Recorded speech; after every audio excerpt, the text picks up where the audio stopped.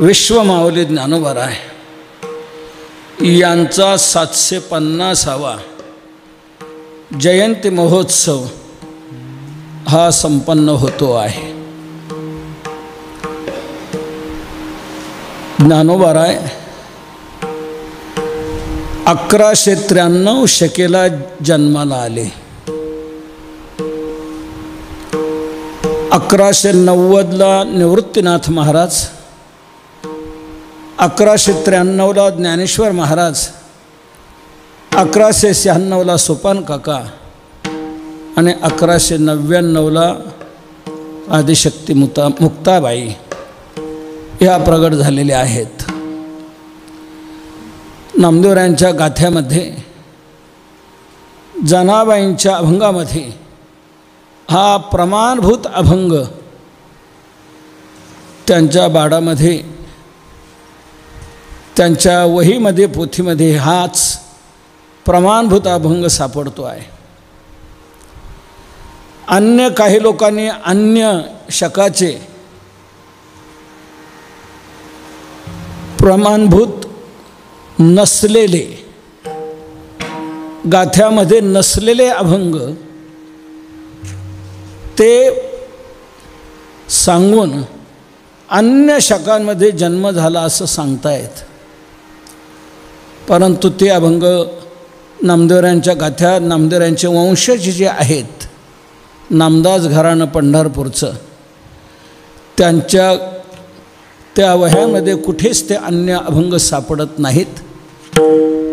फक्त हाच अभंग प्रमाणभूत सापडतो म्हणून वैकुंठवासी परमपूज्य परमश्रद्धेय गुरुवर्य मामासाहेब दांडेकर यांनी आपल्या ज्ञानेश्वरीच्या प्रस्तावनेमध्ये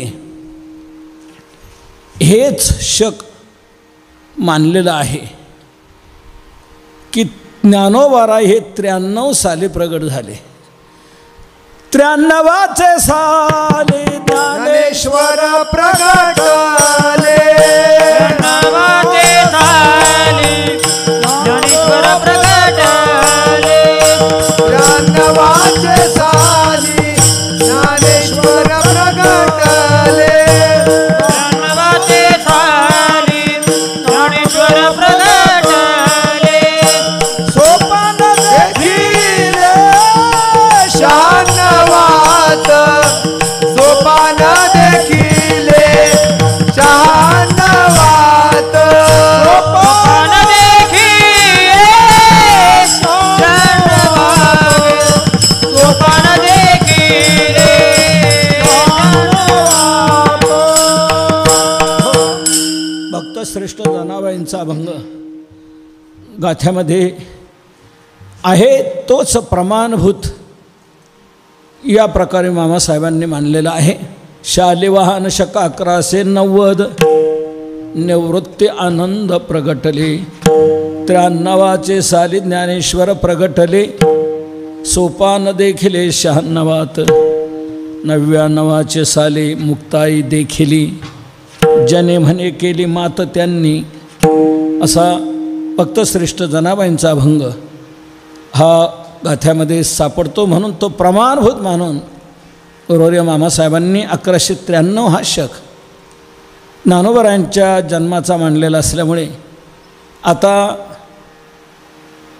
1193 ते 1893 700 वर्ष झाली आणि 1893 ते आता 1943 शक चालू आहे। आता म्हणजे 1893 ते 1943 ही 50 वर्ष आणि मागची 700 असे 750 वर्ष ज्ञानोबारायांच्या जन्माला झालेले आहेत। उद्या हे 750वं वर्ष पूर्ण होत आहे आणि परवापासून मग 751वं वर्ष हे सुरू होईल। म्हणून हा सप्तशतकोत्तर सुवर्ण जयंती, सुवर्ण महोत्सव जयंती ही या शेवटच्या आठवड्याची आपण आता संपन्न करत आहोत। म्हणून 93चे साली ज्ञानेश्वर प्रगटले, म्हणून ज्ञानोबाराय प्रगटलेलेच सांगितलेला असा अभंग सेवेला घ्यावा म्हणून कैवल्याचा पुतळा प्रगटला भूतळा, हा अभंग आपण सेवेकरता घेऊन त्याच्यावर आता आपण 7 दिवस चिंतन करत आलेलो आहोत. उद्या या अभंगाचा समारोप करून आपल्याला ज्ञानोबरायांचं प्राकट्य आणि भगवान श्रीकृष्णाचं प्राकट्य एकाच वेळेला कसं झालेलं आहे तो भाव उद्या प्रगट करून आपल्याला या सप्तशतकोत्तर सुवर्णमहोत्सवी जयंतीचा समारोप उद्या करायचा आहे. म्हणून शांतीब्रह्म एकनाथ महाराजांचा अभंग आपण हा चिंतनाकरता घेतलेला आहे. नाथ महाराजांना ज्ञानोबराने स्वप्नात जाऊन सांगितलं, ज्ञानोबरा त्याप्रमाणे अलंकापूरला आले. विवरातून जागा लक्षात घेतली आणि गेले. ज्ञानोबरांचं दर्शन त्यांना कसं दिव्यतेचं झालं त्यांनी वर्णन केलेलं आहे.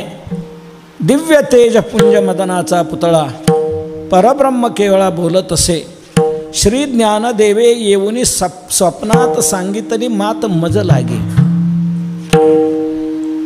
त्यानंतर ज्ञानेश्वरीचा प्रसाद देऊन शुद्धीकरणाची आज्ञा दिली आणि मग ज्ञानोबरायांच्या या दयार्द्रतेचा नाथ महाराजांना जो प्रत्यय आला त्यामुळे नाथ महाराज ज्ञानोबरायांच्या चिंतनात अगदी तल्लीन होऊन गेले, एकरूप होऊन गेले.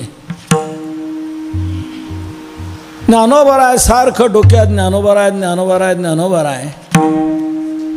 तेव्हा काही लोक म्हणू लागले, नाथ महाराज तुमच्या डोक्यात सारखे ज्ञानोबराय दिसत आहेत, तर तुमचे ज्ञानोबराय आहेत तरी कसे? तर माझे ज्ञानोबराय कसे आहेत सांगू. या अभंगातून जवळजवळ 17-18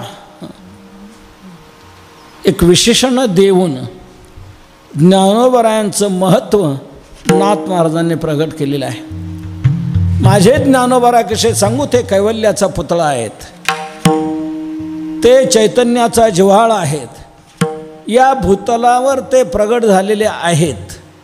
माझे ज्ञानोबराय हे साधकांचे मायबाप आहेत, त्यांच्या दर्शनाने ताप हरला जातो. सर्व भूतांमध्ये सुखरूप असे माझे ज्ञानोबराय आहेत. माझे ज्ञानोबराय आणखी कसे सांगू. ते ज्ञान्यांचे शिरोमणी आहेत, ते सर्वांना वंद्य असे आहेत, सर्वांना पूजनीय असे आहेत. नवे नवे चिंतन करणाऱ्यांकरता ते तर चिंतामणीच आहेत. चिंतकाचा चिंतामणी ज्ञानोबा माझा. आणि कथाभाग क्रमात यावा म्हणून आपण 5वं चरण काल विचारात घेतलं. माझे ज्ञानोबराय कसे आहेत. ज्यांनी रेड्याच्या मुखातून वेद बोलवला असे माझे ज्ञानोबराय आहेत. द्विजांचा गर्व ज्यांनी हरला ज्यांच्यामुळे ते माझे ज्ञानोबराय आहेत. शांती रूपाने प्रगट झालेले माझे ज्ञानोबराय आहेत. तर काल आपण हा बराचसा भाग पाहिलेला आहे. ज्ञानोबरायांनी रेड्याच्या मुखातून वेद बोलवले. रेडे आडनावाच्या माणसाच्या मुखातून नाही, टोनग्याच्या मुखातून, हल्याच्या म्हशीच्या पुत्राच्या मुखातून ज्ञानोबरायांनी वेद बोलवले. आणि पैठणमधल्या सर्व द्विजांचा गर्व त्यांनी घालवलेला आहे. गर्व द्विजांचा हरविला. खूप गर्वामध्ये होते आणि त्या गर्वामध्ये त्यांनी खूप ज्ञानोबरायांची निर्वत्सना, या चारी भावंडाची निर्वत्सना केलेली होती. अपशब्दाने बोललेले होते, परंतु यांनी शांती आपली ढळू दिली नाही. शांती रूपे प्रगटला ज्ञानोबा माझा. तर रेड्याच्या मुखातून वेद बोलवल्यावर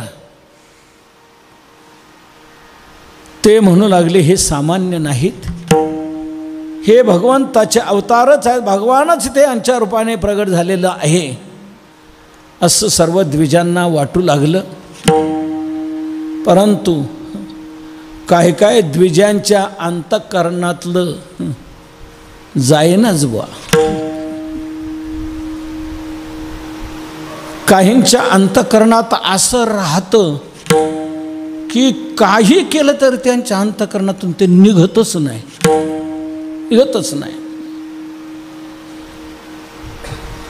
ते तसंच राहतं. त्यामुळे काही द्विजांच्या अंतःकरणात तो या भावंडाविषयीचा द्वेष तसाच राहिला आणि त्यांनी भोजनावर बहिष्कार टाकला.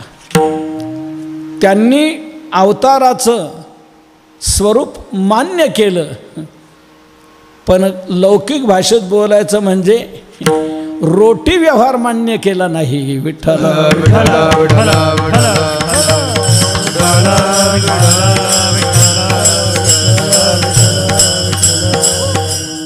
म्हणून रेडा बोलवल्यानंतरही ही ज्ञानोबा आदी ही चारी भावंड आपल्या आजोळ घरी तिथे उतरलेली होती. ज्ञानोबरायांचे आजोळ घर पैठणमधलंच. ज्ञानोबरायांचे वडील विठ्ठलपंत आणि विठ्ठलपंतांची आई तिचं माहेर पैठणच. कृष्णाजी पंत देवकुळे यांची बहीण निराबाई. या निराबाई या विठ्ठलपंतांचे वडील जे गोविंदपंत त्यांना दिलेले.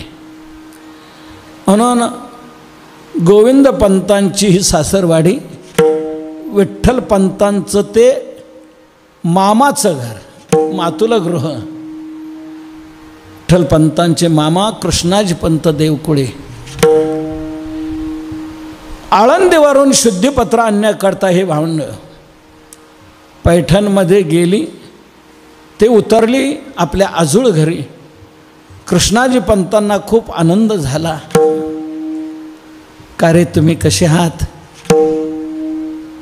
फार दिवसापासून इच्छा होती तुमची भेट व्हावी, झाली. तुमचे आईवडील कुठे आहेत? सांगितलं. आळंदीच्या ब्राह्मणांनी त्यांना देहांत प्रायश्चित्त दिलं. त्यांनी प्रयागला जाऊन आपला देह विसर्जित केलेला आहे. तेव्हा आम्ही आळंदीतल्या द्विजांना विनंती केली की आमची सोय काय, आम्ही काय करावं, आमचे उपनयन संस्कार करावेत. ते म्हणाले तुमच्या उपनयन संस्काराला काही आधार आम्हाला सापडत नाही. पैठणवरून तुम्ही जर शुद्धीपत्र आणलं तर मग मात्र हे घडू शकेल. या प्रकारे सांगितलं म्हणून आम्ही इथे आलेलो आहोत. कृष्णाजी पंतांना कल्पना दिली. कृष्णाजी पंतांनी नियोजन केलं. काल तो आपण सर्व भाग पाहिलेला आहे.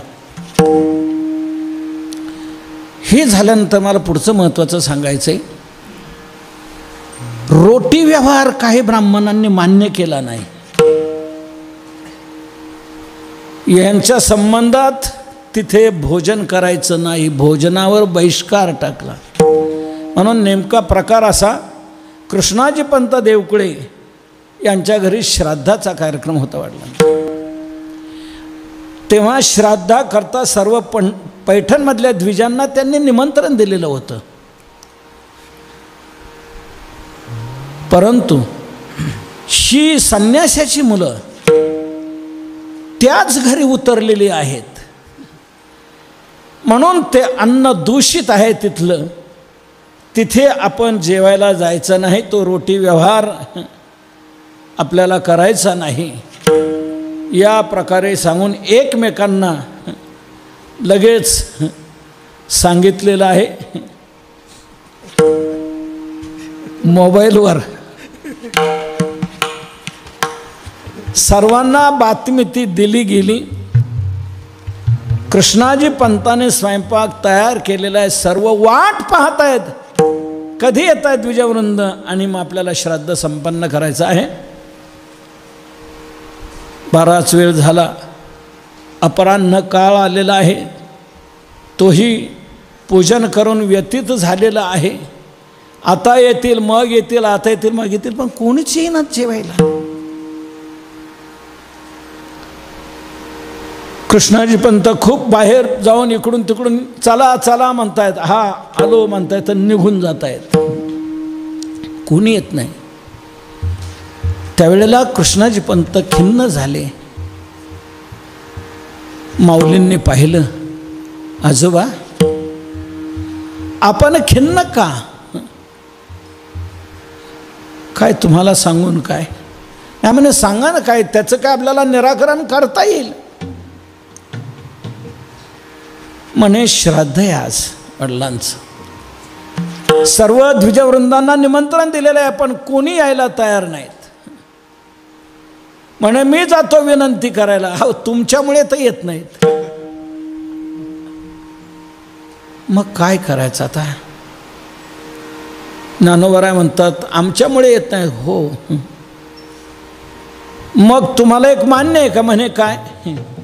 ते येत नाही कोणी ना, पैठणमधले ब्राह्मण नाही येत. मग त्यांचे बाप आले तर चालतील का? वर गेलेले आहेत, स्वर्गाला गेलेले आहेत, ते बाप आले तर चालतील का जेवायला? कृष्णाजी पंतांना लगेच अवसान आलं की ज्यांनी रेडा बोलावलाय ते बाप का आणू शकणार नाही. म्हणून कृष्णाजी पंत म्हणाले ते येत नाही तर त्यांचे बाप आले तर चालतील की, काय अडचण नाही. मग तर चांगलंच होईल. त्यांच्यापेक्षा त्यांचे बाप आलेले ह्या अधिक महत्त्वाचं ठरलं जाईल. म्हणजे काय हरकत नाही, करा तयारी. मग ते मी आणतो ना, त्यांना मी आणतो. बसकरं टाकलेले आहेत, पट्ट्या टाकल्या, आसनं टाकली, पात्र वाढलेली आहेत. ज्ञानोबराय झालेली आहे तयारी, हरकत नाही.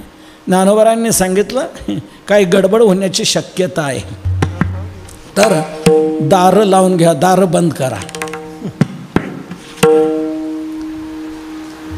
सगळे दरवाजे बंद केलेले आहेत आणि ज्ञानोबराने लगेच आव्हानाला सुरुवात केली. शांभाट, चलो नीचे आ जाओ. केशव भट, चलो नीचे आ जाओ. रामभट, चलो नीचे आ जाओ. एकेकाला त्यांच्या बापांना ज्ञानोबराय हाक मारताय, आव्हान करतायत.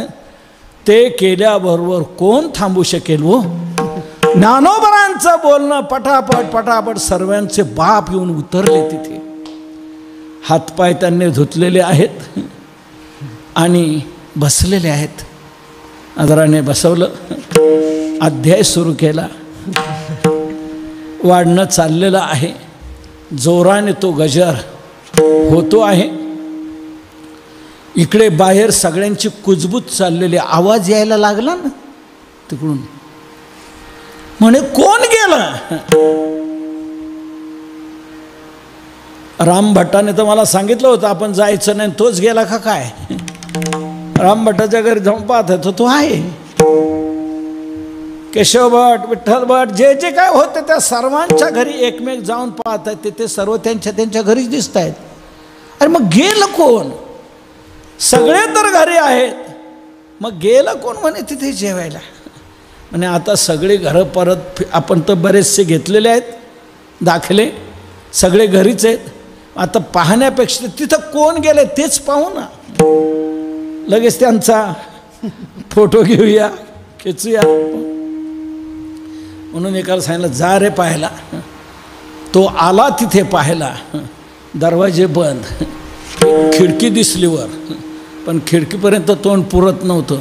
एक दगड आणला, तिथे ठेवला, त्याच्यावर उभा राहिला आणि खिडकीतून पाहिला तर नेमका त्याचाच बाप दिसला. त्याच्या पलीकडे रामभटाचा, त्याच्या पलीकडे केशवभट, सर्व बापच बाप उतरलेले दिसले. तो तातडीने धावत घरी गेला आणि आईला म्हणाला, आई कुंकू लाव, माझा बाप अजून आहे. आई कुंकू लावते.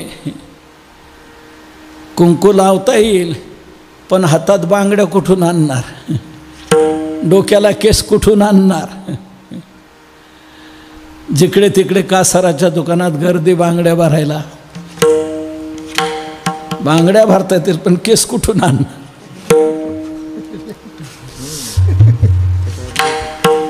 ज्ञानोबारांनी सांगितलं, सर्व द्विजवृंदांनो आपल्याला वंदन, आपण आला तिथे आम्ही आपले आभार मानतो. तेव्हा आपल्याला अशी सूचना, आपण जसे इथे आलात ना तसेच परत जायचं, रिटर्न आपल्या जाग्यावर जायचं, बाहेर कुठं जायचं नाही, कोणाशी संपर्कात यायचं नाही. या प्रकारे सर्वांना निवेदन दिलं. कृष्णाजी पंतांना खूप आनंद झाला की काय माझ्या नातवांची ताकद आहे, काय शक्ती आहे. काल विशेष पराक्रम केला की रेड्याच्या मुखातून वेद बोलवले, आणि आज विशेष केलं, जी स्वर्गवासी पितर जेववी, स्वर्गवासी पितर जेवविले, स्वर्गवासी पितर जेवविले, स्वर्गवासी पितर जेवविले, स्त्रियांचे ते केले पुरुष देखा, स्त्रियांचे ते केले पुरुष देखा, पुरुष देखा, स्त्रियांचे ते केले पुरुष देखा. आणि स्वर्गवासी पितर जेवविले, स्वर्गात गेलेले पितर ते भूतलावर आणले, त्यांना जीव घातलं. हा आणखी विशेष कार्यक्रम, चमत्कार ज्ञानोबारांनी पैठणमध्ये घडवला. इतका तिरस्कार केलेल्या या द्विजवृंदांनी अनेक प्रकारे निर्वत्सना केली, उपेक्षा केली, परंतु या चारही भावंडांनी आपली शांती ढळू दिली नाही. शांती स्थिर ठेवली. शांती रूपे प्रगटला ज्ञानोबा माझा, शांती रूपे प्रगटला ज्ञानोबा माझा, शांती रूपे प्रगटला ज्ञानोबा माझा, शांती रूपे प्रगटला ज्ञानोबा माझा, शांती रूपे प्रगटला ज्ञानोबा माझा. नाथ महाराज माझे ज्ञानोबाराय शांतिरूप धारण करून राहिले. शांतिरूपात ते तिथे प्रगटले. आपली शांती त्यांनी ढळू दिली नाही. शांती स्थिर ठेवली. सर्वांचे आरोप प्रत्यारोप निर्वत्सना सर्व काही सहन केल्या.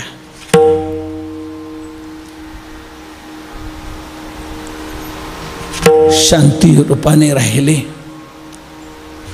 ही खरी शांती आहे. जे आपल्या बाबतीत निंदा करतात, निर्वत्सना करतात, आपल्यावर अपकार करतात, परंतु अशा अपकाऱ्यांवरही उपकार करणं हे खऱ्या शांतीचं स्वरूप आहे. खऱ्या शांतीचं स्वरूप आहे.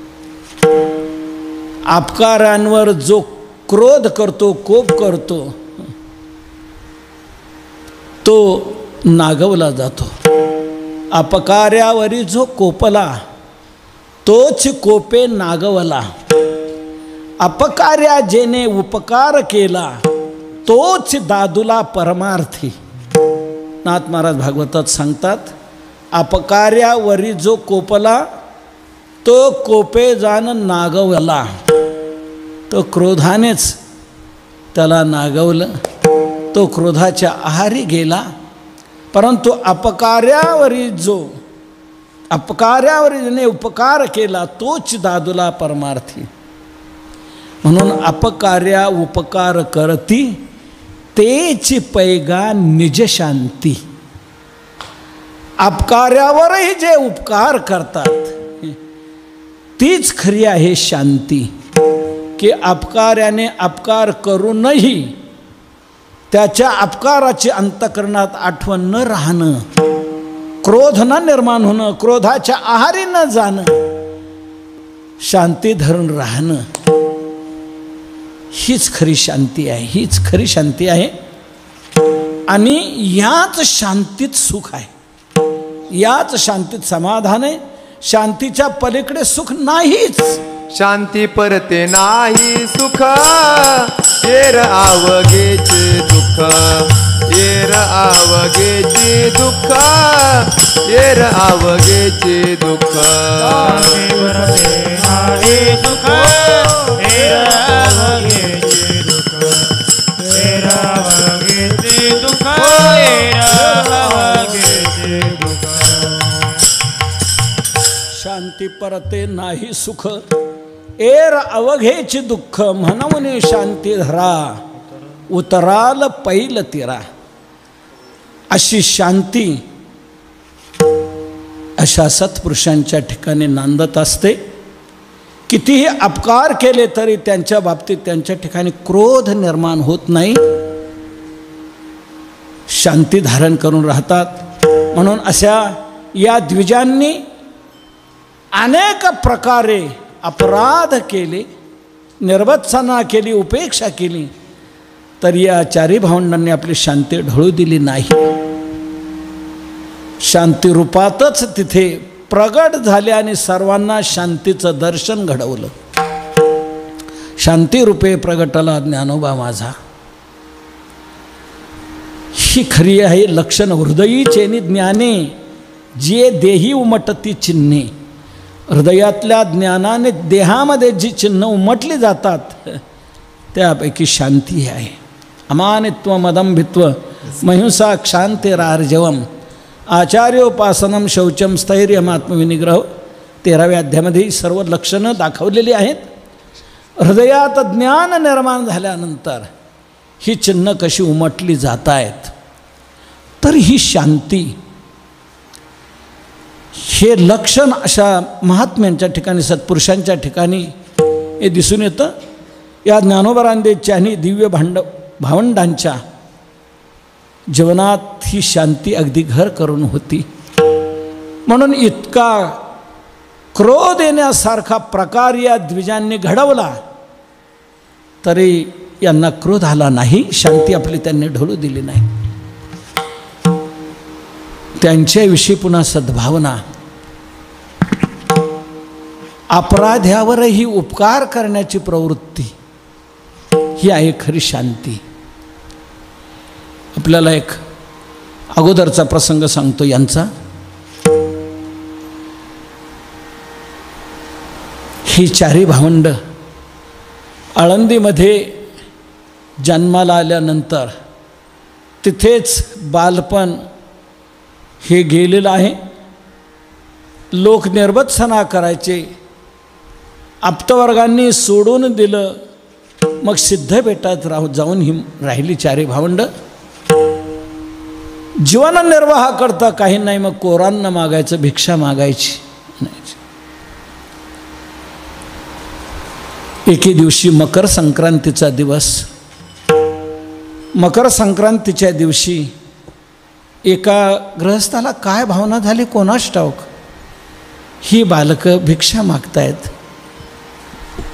आपण सणावाराला काहीतरी विशेष खातो, गोडधड करतो, यांना काय मिळणार आहे, काय असणार आहे, तर आपण यांना सीधा तसा देऊया म्हणून त्याने गूळ, डाळ, गव्हाचं पीठ, साखर, भाजीपाला, इतर सर्व त्यांना पुरणपोळी करता येईल किंवा मांडे करता येतील, काही चांगलं करून त्यांना खाता येईल म्हणून एका गृहस्थाने सर्व शिदा असं चांगल्या प्रकारे त्यांना पक्वान्न करता खाण्याचा दिला. तो शिदा पाहिला निवृत्तीनाथांनी. निवृत्तीनाथ म्हणू लागले, का गं मुक्ता, आज मकर संक्रांत आहे, सर्व घरातले पोरं, सर्व लोक आपापल्या घरी पक्वान्न करतायत, गोडधड करतायत, खाऊ घालतायत, तर सगळ्यांना आपल्यालाही ते मिळावं म्हणून या गृहस्थांनी आपल्याला शिदा दिलेला आहे. तर का गं मुक्ता, सोपनला, ज्ञानेश्वराला, तुला मला आज वाटतंय की याचा मांडा करावा आणि खावा. तुला येतो का गं मुक्ता मांडा? मुक्ताबाई म्हणला, रे दादा चांगला येतो करता मला, मग कर आणि सर्वांना खाऊ घाल. मला आज खाण्याची इच्छा झालेली आहे. कधीही प्रवृत्तीला न शिवलेले निवृत्तीनाथ महाराज, पण त्या दिवशी प्रवृत्तीवर येऊन मांडे करायला सांगितले. याच्यातून कोणी त्यांची निवृत्ती बिघडली अशी समजू नये. प्रवृत्तीतूनही त्यांची निवृत्ती आहे.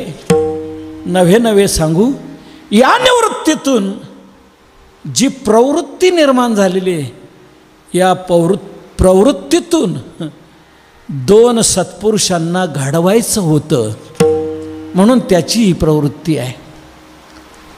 2 सत्पुरुषांना बोध द्यायचा होता आणि परंपरा घडवायची होती, म्हणून ही प्रवृत्ती होती. मांडे तयार करायचे, ते आपल्या तव्यावर चालत नाही, जमत नाही. त्याला ते खापराचं भांडं असतं, त्याच्यावर ते करायचे असतात.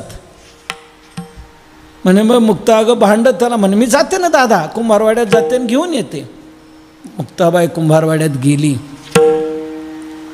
एका गृहस्थाला म्हटलं तिने, आमच्या दादांना मांडे खायची इच्छा झाली आणि एकाने दिलेलं आहे सीधा आम्हाला, तर मांडे करायचे आहेत. मांड्याचं जे भांडं आहे ते देता का? तो माठ देता का? रांधणं म्हणतात त्याला. कोणी काय म्हणतं, म्हणे आहे ना माझ्याकडं, देतो, घेऊन जा. दिलं त्याने. मुक्ताबाईला खूप आनंद झाला. दादांची इच्छा आज पूर्ण होते. अंडे आपल्याला मिळालं. आलेली आहे. रस्त्यात मधी विसोबा चाटी हा भयंकर कडवा द्वेष्टा या 4 भावंडाचा सारखा तो द्वेष करत राहायचा. कधी दिसलेच तर लगेच जाऊन सचैल स्नान करायचं, अपशब्दाने बोलायचा. मुक्ताबाई येताना दिसले, का ग ये, कुठं गेली होती? म्हणे कुंभारवाड्यात गेलीत. कशा करता? हे बघा, भांडण आणायला. आमच्या दादांना मांडे खाण्याची इच्छा झाली नाही. म्हणे तुमची जीभ लयच चालते काय? चवना आला काय? गोडधोड खावं वाटतंय काय? कशाला पाहिजे तुम्हाला चोचली? अपशब्दाने भयंकर बोलला हो. म्हणे मग खाऊ नये काय आम्ही?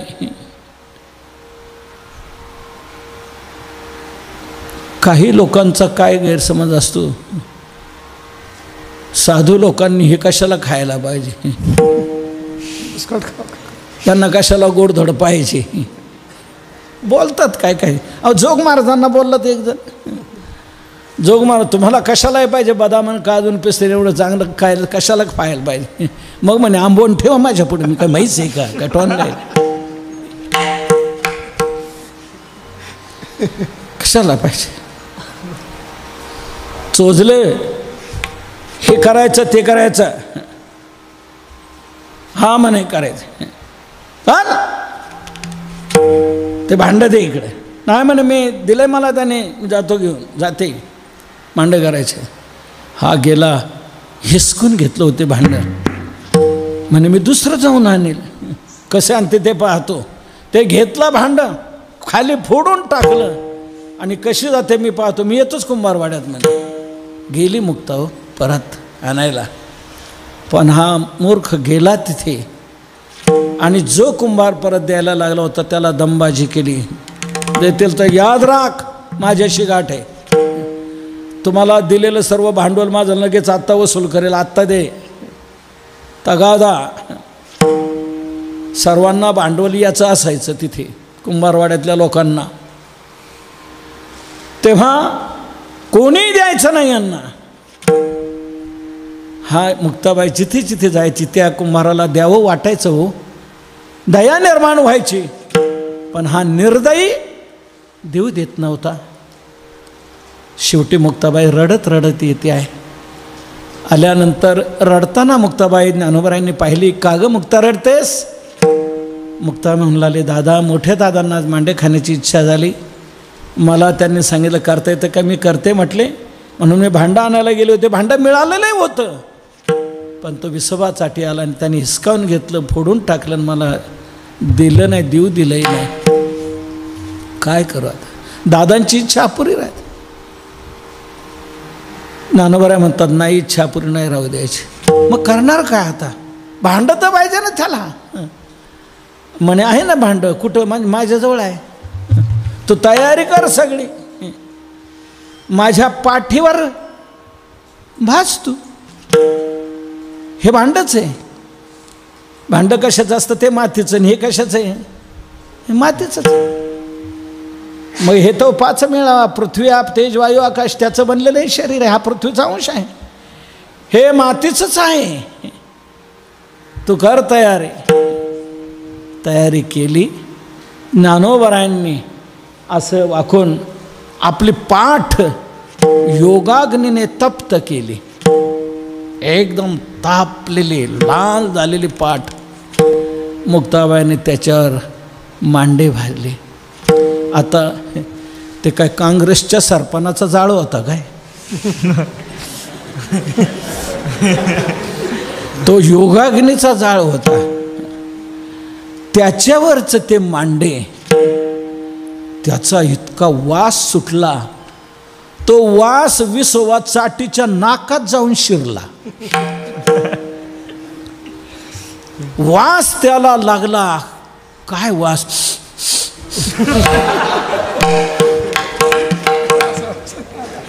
पुन्हा पुढं पुढं कुठून येतोय हा वास? कुठून येतो? तिकडे तिकडे हा चालतोय.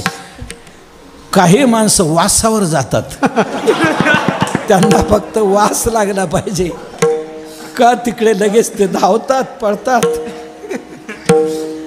विसोबा चाटी त्या वासाने निघाला. हा कुठून येतोय, कुठून येतोय वास? तर नेमका या भावंडाच्या त्या निवासाकडे तो येताना दिसला. हा तिथे गेला. बंद होतं. पाहतोय हा. जरा जागा होती त्याच्यातून. तर ज्ञानोबाऱ्यांनी आपली पाठ तप्त केलेली आणि त्याच्यावर मुक्ताबाई मांडे भाजते आहे. काय त्याचा हा वास आहे? त्याची इच्छा, लालसा वाढली. त्याने ते बाजूला केलं, शिरला हात आणि ते मांडे खायला लागला. ज्ञानोबा म्हणतात, अरे काय खेचरासारखं करतोस? तिथून पुढे नाव विसोबा खेचर पडलं. पहिलं विसोबा चाटी होतं, नंतर काय खेचरासारखं करतोस? सर तिकडे. मुक्ताबा म्हणते, परता सर पर. तर त्यावेळेला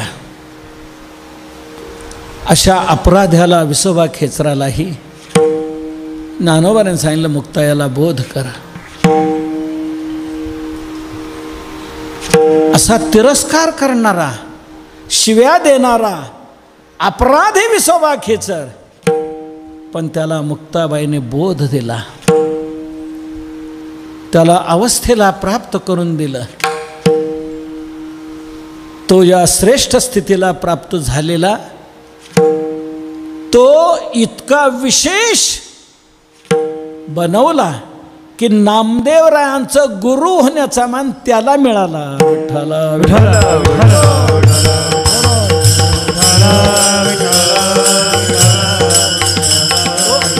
म्हणून संत सभेमध्ये कच्चे ठरलेले नामदेवराय म्हणे, मग मी पक्का कधी होईल? त्याकरता काय करायला पाहिजे? तू औंढ्या नागनाथला जा आणि तिथे विसोबा खेचर आहे. हे विसोबा खेचर तिथे औंढ्या नागनाथला जाऊन ज्योतिर्लिंगाचं स्थान म्हणून तिथे सेवेत होते. पुढे आपला सेवेचा काल त्यांनी तिथे व्यतीत केलेला. तेव्हा तिथे नामदेवरायांना जायला सांगितलं. मुक्ताबाईने ज्याला उपदेश केला हा अपराधी, अपकारी, पण त्यालाही या योग्यतेला प्राप्त करून दिलं की नामदेवरायांना या बोधा करता त्याच्याकडे पाठवलं. नामया शरण भगवंतासी, भगवंत तरी प्रत्यक्ष त्यासी, हरिसी कवी नामयासी, सद्गुरुवीन सुखासी न पविजे. तेने मानून या वचन रिघाला सद्गुरुशी शरण रूप पाहावया निर्गुण पंढरीनाथाचे तेने खेचर विसा केला गुरु तेव्हा झाला साक्षात्कार. नामदेवरायांनी विसोबा खेचरांना गुरु केलेला आहे आणि तेव्हा साक्षात्काराला प्राप्त झाले नामदेवराय. म्हणजे विसोबा खेचर याला इतकं श्रेष्ठत्व प्राप्त करून दिलं की नामदेवरायांचं गुरु बनण्याचा मान त्यांना मिळाला. अपराध्यावरही उपकार करणं हे खऱ्या शांतीचं स्वरूप आहे. अपकार्या उपकार करती हेच पैगानीची शांती. अशी शांती या भावंडांच्या ठिकाणी होती. म्हणून नाथ महाराज वर्णन करतात शांतिरूपे प्रगटला ज्ञानोबा माझा. माझे ज्ञानोबारा या रूपाने प्रगटलेले आहेत. असा पैठणमध्ये जो रेडा बोलवण्याचा आणि पितर जेवण्याचा प्रकार झाला, या दोन गोष्टी तिथे झालेल्या. एका ब्राह्मणाने तिथे प्रत्यक्ष त्या पाहिलेल्या होत्या. तो ब्राह्मण होता तिकडचा पुणतांब्यागडचा. त्या ब्राह्मणाने प्रत्यक्ष पाहिलेलं. तो तिकडे गेला पुणतांब्याला, चांगदेवरायांचं स्थान जिथे तिथे गेला आणि त्याने सांगितलं की पैठणमध्ये असे दोन चमत्कार घडले लहान लहान बालकांकडून. म्हणे काय? रेड्याच्या मुखातून वेद बोलवले, स्वर्गातले पितर भूतलावर आणले, त्यांना जीव घातलं. अशी मोठी शक्ती त्यांची आहे त्या बालकांची. तव तेथे आला पांथिक द्विजवर सांगे समाचार पैठणीचा. द्विजवर तिथे आला चांगदेवरायांजवळ आणि पैठणमधला घडलेला हा चमत्कार सांगू लागला. आता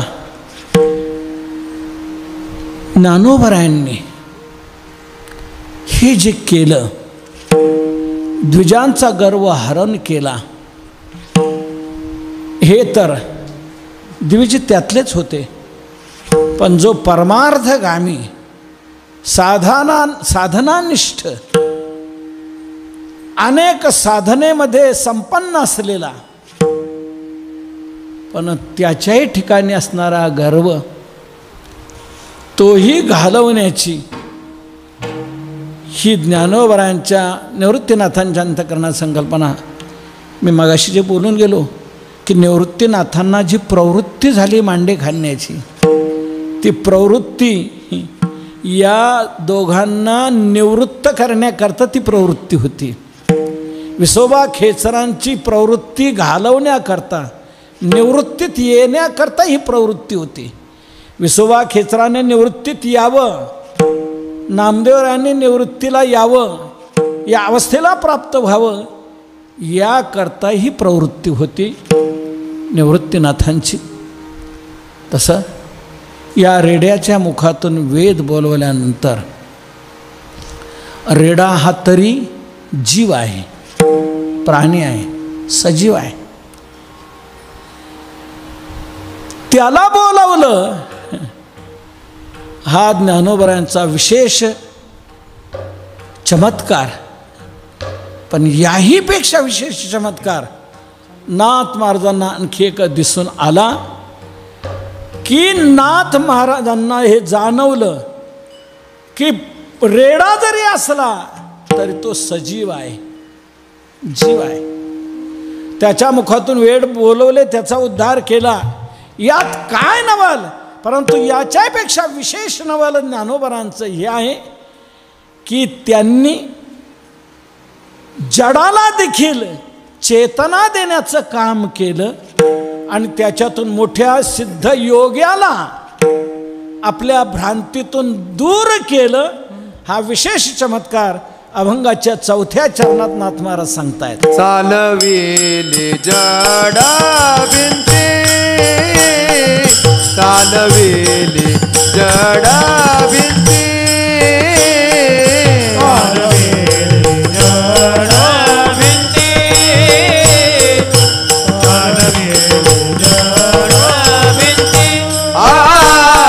हरली सांग याची क्रांती हरली सांग याची भ्रांती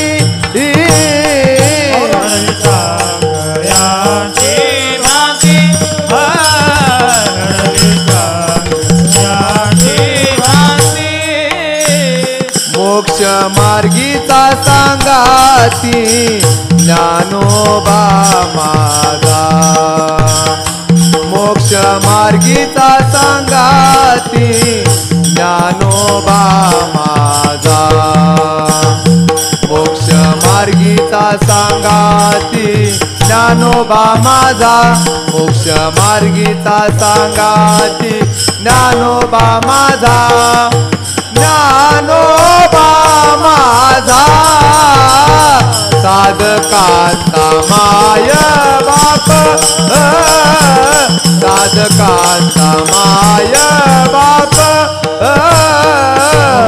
मार्गीचा सांगाती ज्ञानोबा माझा मोक्ष मार्गीचा सांगाती ज्ञानोबा माझा मोक्ष मार्गीचा सांगाती ज्ञानोबा माझा मोक्ष मार्गीचा सांगाती ज्ञानोबा माझा ज्ञानोबा माझा साधकांचा माय बाप साधकांचा माय बाप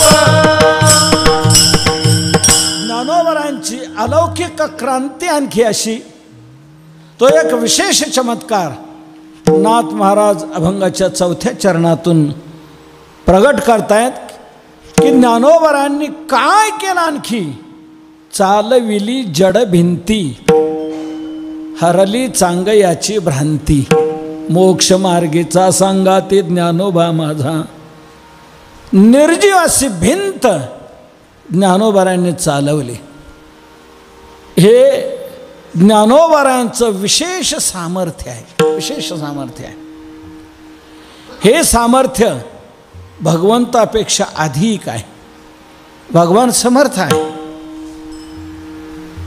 परंतु भगवान चालवतो ते सजीवाला चालवतो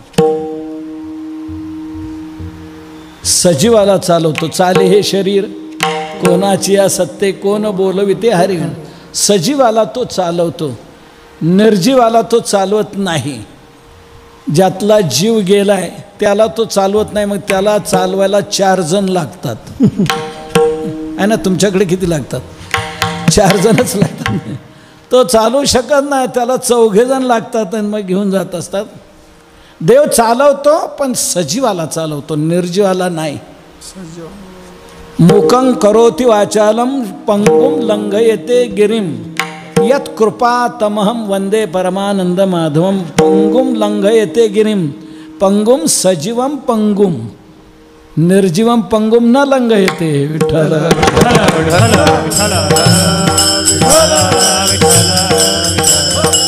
परंतु ज्ञानोबरायांचं सामर्थ्य असं विशेष की ज्ञानोबरायांनी जड भिंत चालवली जडाला चालवण्याची ताकद चेतनाला चालवणारा भगवान आहे पण अचेतनाला चालवणारे ज्ञानोबराय आहेत हे विचित्र करणं आहे ज्ञानोबरायांचं अचेतन भिंती चालवणे हेही करणे विचित्र हेही करणे विचित्र हेही करणे विचित्र अचेतन भिंत चालवणे करणे विचित्र आहे करणे विचित्र आहे करणे विचित्र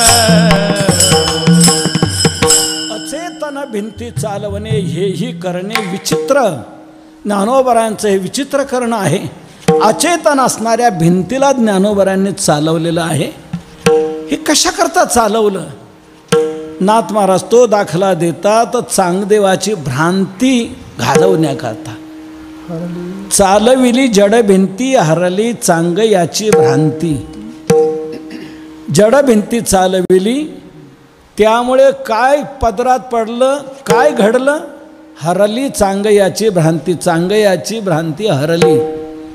चांगदेवाच्या ठिकाणी असणारी भ्रांती ती दूर झाली. चांगदेवाला या अवस्थेला प्राप्त करून देण्याकरता हे सर्व घडवलं. हा चांगदेव कोण? तर अहमदनगर जिल्ह्यामध्ये नारायणडोह नावाचं एक गाव. त्या नारायणडोह गावात मुधोपंत नावाचे एक ब्राह्मण होते. ते त्यांचं मरुदगण घराणं, मरुदगण आडनाव त्यांचं. आमच्या पाठाला एक तिथलाच मरुदगण होता. तर हे मरुदगण हे तसं मरुदगणाचं काय झालं? इंद्राने एकदा मरुदगणांना काम सांगितलं.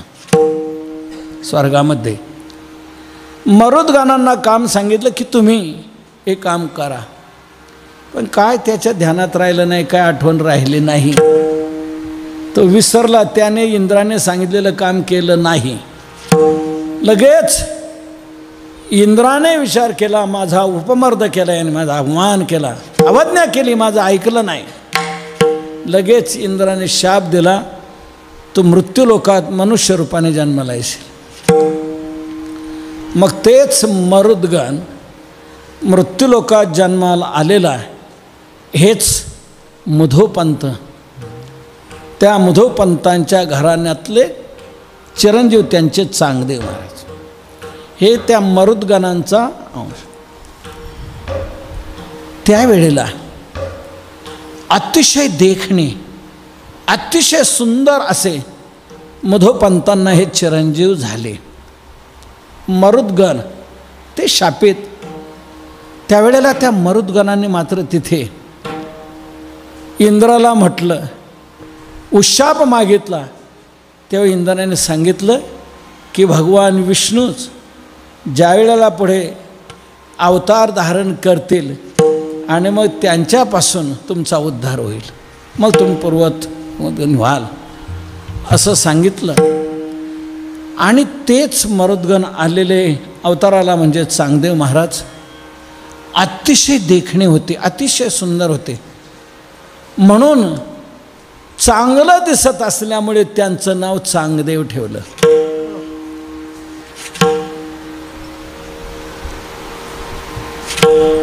बहुत चांगले बहु सर्वाहुने. चांगले खूप सर्वापेक्षा चांगले म्हणून बहुत चांगले चांगा म्हणूनी जनिता जननी नाम ठेवी. जनिता जननी बहुत चांगले म्हणून चांगा नाम ठेविती. आईवडिलांनी फार चांगलं हे देखणं पोरग चांगलं म्हणून त्याचं नाव चांगदेव ठेवलं. हा इतका बुद्धिमान, अतिशय तेजस्वी. त्याला लगेच सांगितलेलं पाठ व्हायचं. कोणतीही विद्या तो लगेच ग्रहण करायचा, लगेच तयारच. एक पाठी आपण जसं म्हणतो, एकदा वाचलं का लगेच त्याचं पाठ झालं. 7 कोटी श्लोक त्याने पाठ केले होते. वेगवेगळ्या शास्त्राचा अभ्यास, वेगवेगळ्या साधनाचा अभ्यास. कोणतीच विद्या त्याला प्राप्त नाही असं नाही. सर्व विद्या चांगल्याही पण आणि वांगल्याही पण. वांगल्या म्हणजे वशीकरण, जारण, मारण, उच्चाटन आदी करून या उपद्रव देणाऱ्या विद्या, पीडा देणाऱ्या विद्या दुसऱ्यांना, अशा विद्या त्याने सहज ग्रहण केल्या होत्या. नवे 14 विद्या त्याने प्राप्त करून घेतल्या. 64 कला देखील त्यांनी प्राप्त करून घेतल्या. कोणतंच साधन राहिलं नाही असं नाही. त्याच्यात शक्ती, त्याप्रमाणे चमत्कार, त्याप्रमाणे सिद्धी, सर्व काही तो दाखवायचा. जिकडे तिकडे त्याची प्रसिद्धी झाली. सगळे लोक येऊ लागले त्याच्या दर्शनाकरता. सर्वात श्रेष्ठ मी आहे, कोणतंच विद्या माझ्याजवळ नाही असं नाही. म्हणे योगविद्या आहे का? म्हणे तेवढीच राहिली. म्हणे मग मी ती योगविद्या मी प्राप्त करून घेणार. तर कुठे मिळेल? कोण गुरु मिळेल? खूप शोध केला पण गुरु नाही. कोण मिळेनाच गुरु योग विद्या द्यायला. मग कुठे मिळेल ही? एकाने सांगितलं काशी हे पीठ आहे. काशीमध्ये अनेक योगी आहेत, तिथे तुम्हाला ते शिक्षण मिळेल. हा लगेच काशीला गेला. काशीमध्ये त्याने पाहिलं म्हणे हे योग गुरु आहेत ते सामान्य आहेत, फक्त आसनं शिकवणारे. विठ्ठल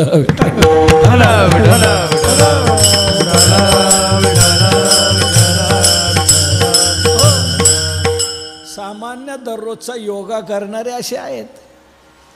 पण खास योग विद्या ज्यात यम नियम आसन प्राणायाम प्रत्याहार धारणा ध्यान समाधी सविकल्प समाधी निर्विकल्प समाधी प्राप्त करून देण्यापर्यंतची योग साधना इथे नाही आहे. एक आहे ठिकाण, पण तिथे जाता येणं अशक्य आहे. म्हणे कसं आहे, या काशीत त्या अमक्या मंदिरापासून एक विवर आहे आणि त्या विवरातून गेल्यावर तिथे आत एक योगी किती वर्षापासून बसलेला आहे आपल्या समाधीमध्ये. तो योगी तिथे विद्या देऊ शकेल तुम्हाला. सर्व समाधीपर्यंतची निर्विकल्प समाधीपर्यंत घेऊन जाणारा तो योगी आहे. मिळेल तिथे. आणि मी जातो तिथे. सर्व लोक म्हणू लागले नाही ते विवर फार त्याच्यात हिंस्र पशु आहेत, वेगवेगळे किडे जीवजंतू वृश्चिक सर्प आदी करून अवघड आहे, तिथे जाऊ नका. नाही म्हणे मी जाणार. कोण येते आडवं? मी माझ्या विद्येने त्यांना बाजूला करणार. माझ्याजवळ विद्या आहे, कला आहे. आणि ते करत चांगदेव गेले आहे. अनेक लोक याच्याबरोबर काशीला आलेले होते. ते सर्व लोक म्हणत होते जाऊ नका, तरी चांगदेवाने ऐकलं नाही. म्हणे तुम्ही तिकडून कधी येणार? आम्ही कुठपर्यंत थांबायचं? म्हणे तुम्ही वाटल्यास निघून जा, मी येईल. ते तिथे थांबलेले. चांगदेव गेलेले आहे आत त्या विवरातून. अतिशय दूर गेल्यावर तिथे एक योगी समाधीत बसलेला दिसून आला.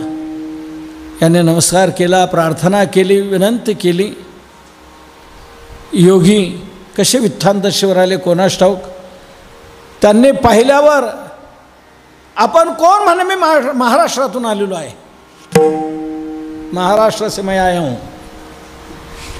क्या करने का है? योग सीखने का है. अच्छा, देतो विद्या तुला. मग त्या योग्याने तिथे चांगदेवाला योग विद्या दिली, योगाभ्यास दिला, समाधीपर्यंत त्याला पोचवलं. समाधी लावून बसलेले आहे चांगदेव किती दिवस, किती वर्ष तिकडून नाही म्हटल्यावर पुन्हा वित्थान दशेवर ज्या वेळेला आला समाधीतून, त्यावेळेला योग्याने जायला परवानगी दिली. आता साधली तुम्हाला समाधी, आता काही शिक्षणाची गरज नाही, तुम्ही करू शकता. मग चांगदेव आले, विवरातून बाहेर आले. सांगितलं तुमच्या इकडे लोक गेले निघून, कोण नाही थांबलेलं. मग चांगदेवरायांनी तिथेही खूप चमत्कार दाखवलेले आहेत. अनेक शिष्य तिथे झालेले आहेत. त्यांचे लाखोनी शिष्य, त्यांचा समुदाय होत वाढत चालला.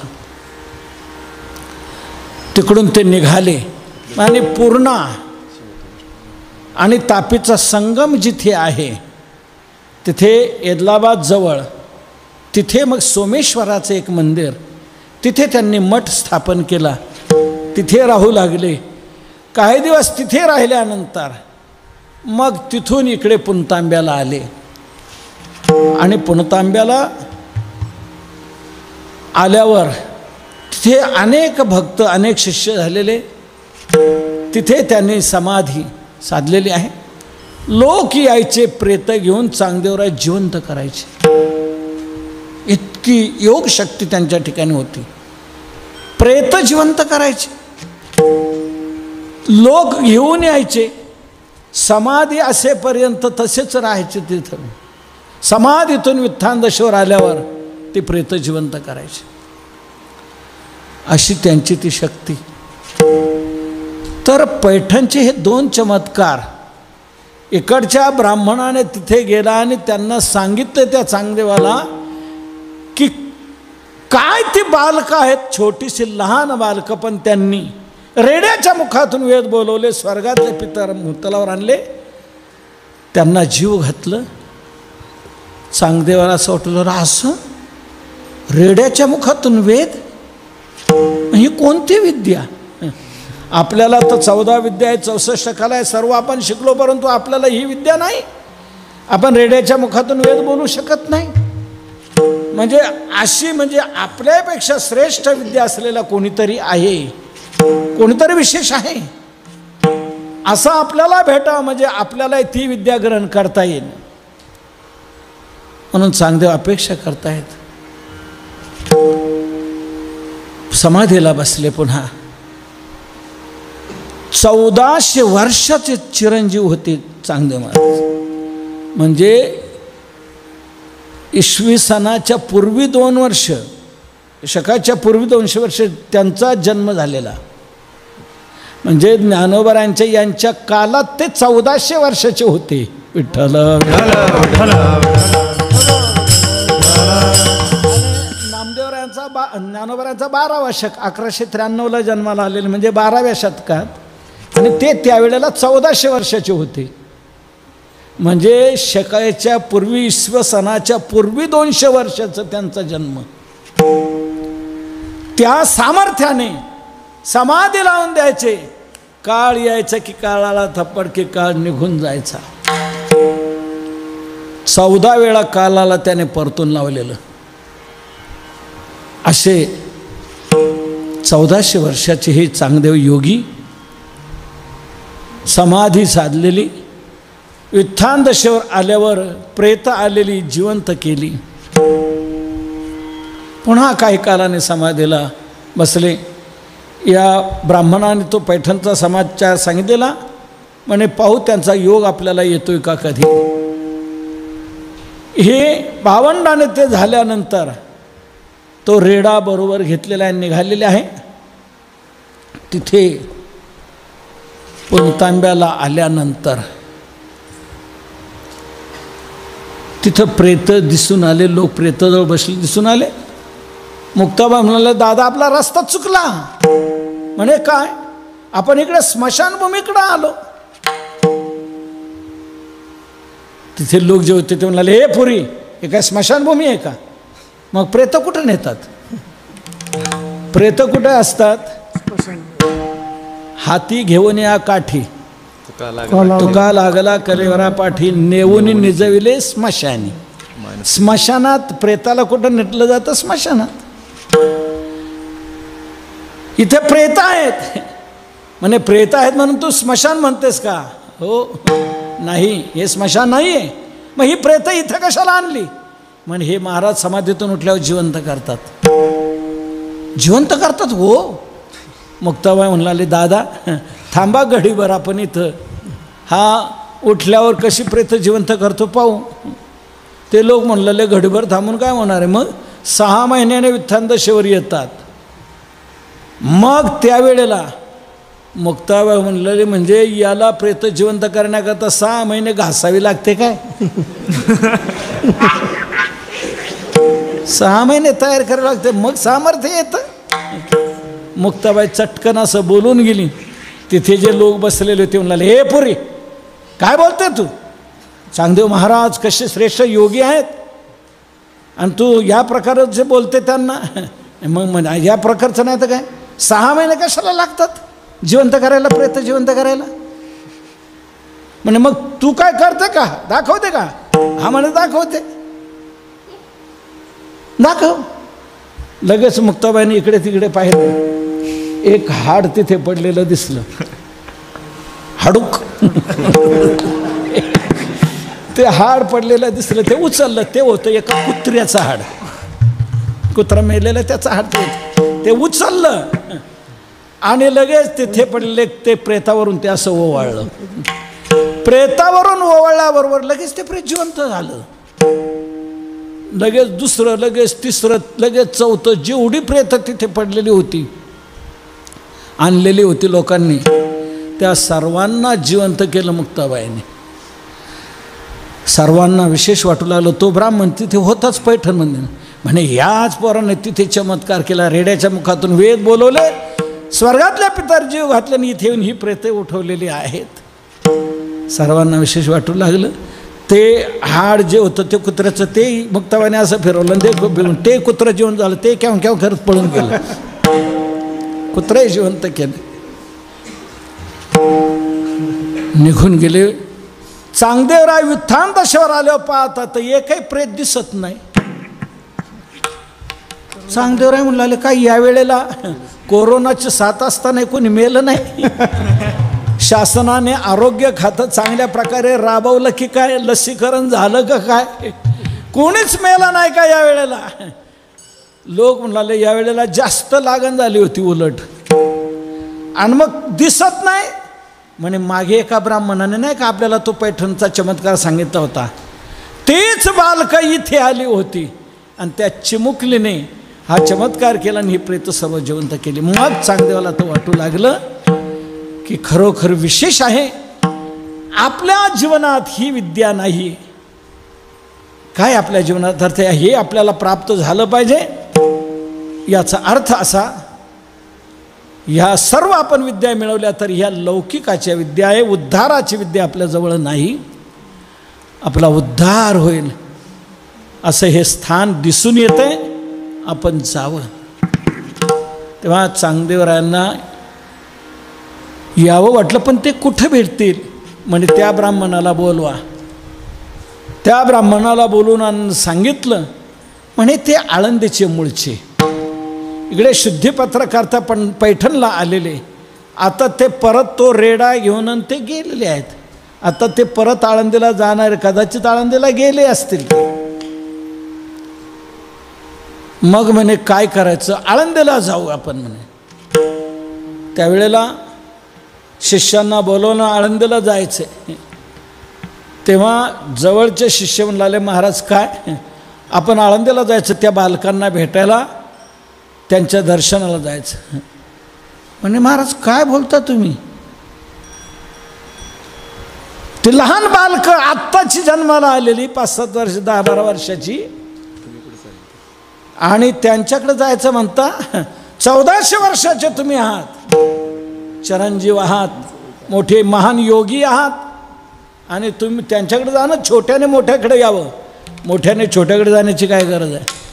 तेव्हा तुम्ही जाऊ नका. त्याचा अहम जागा झाला, हा मी मोठा आहे बरोबर, मी कशाला जायचं? म्हणे मग काय करायचं? नाही त्यांना इकडे बोलवा. बोलवायचं.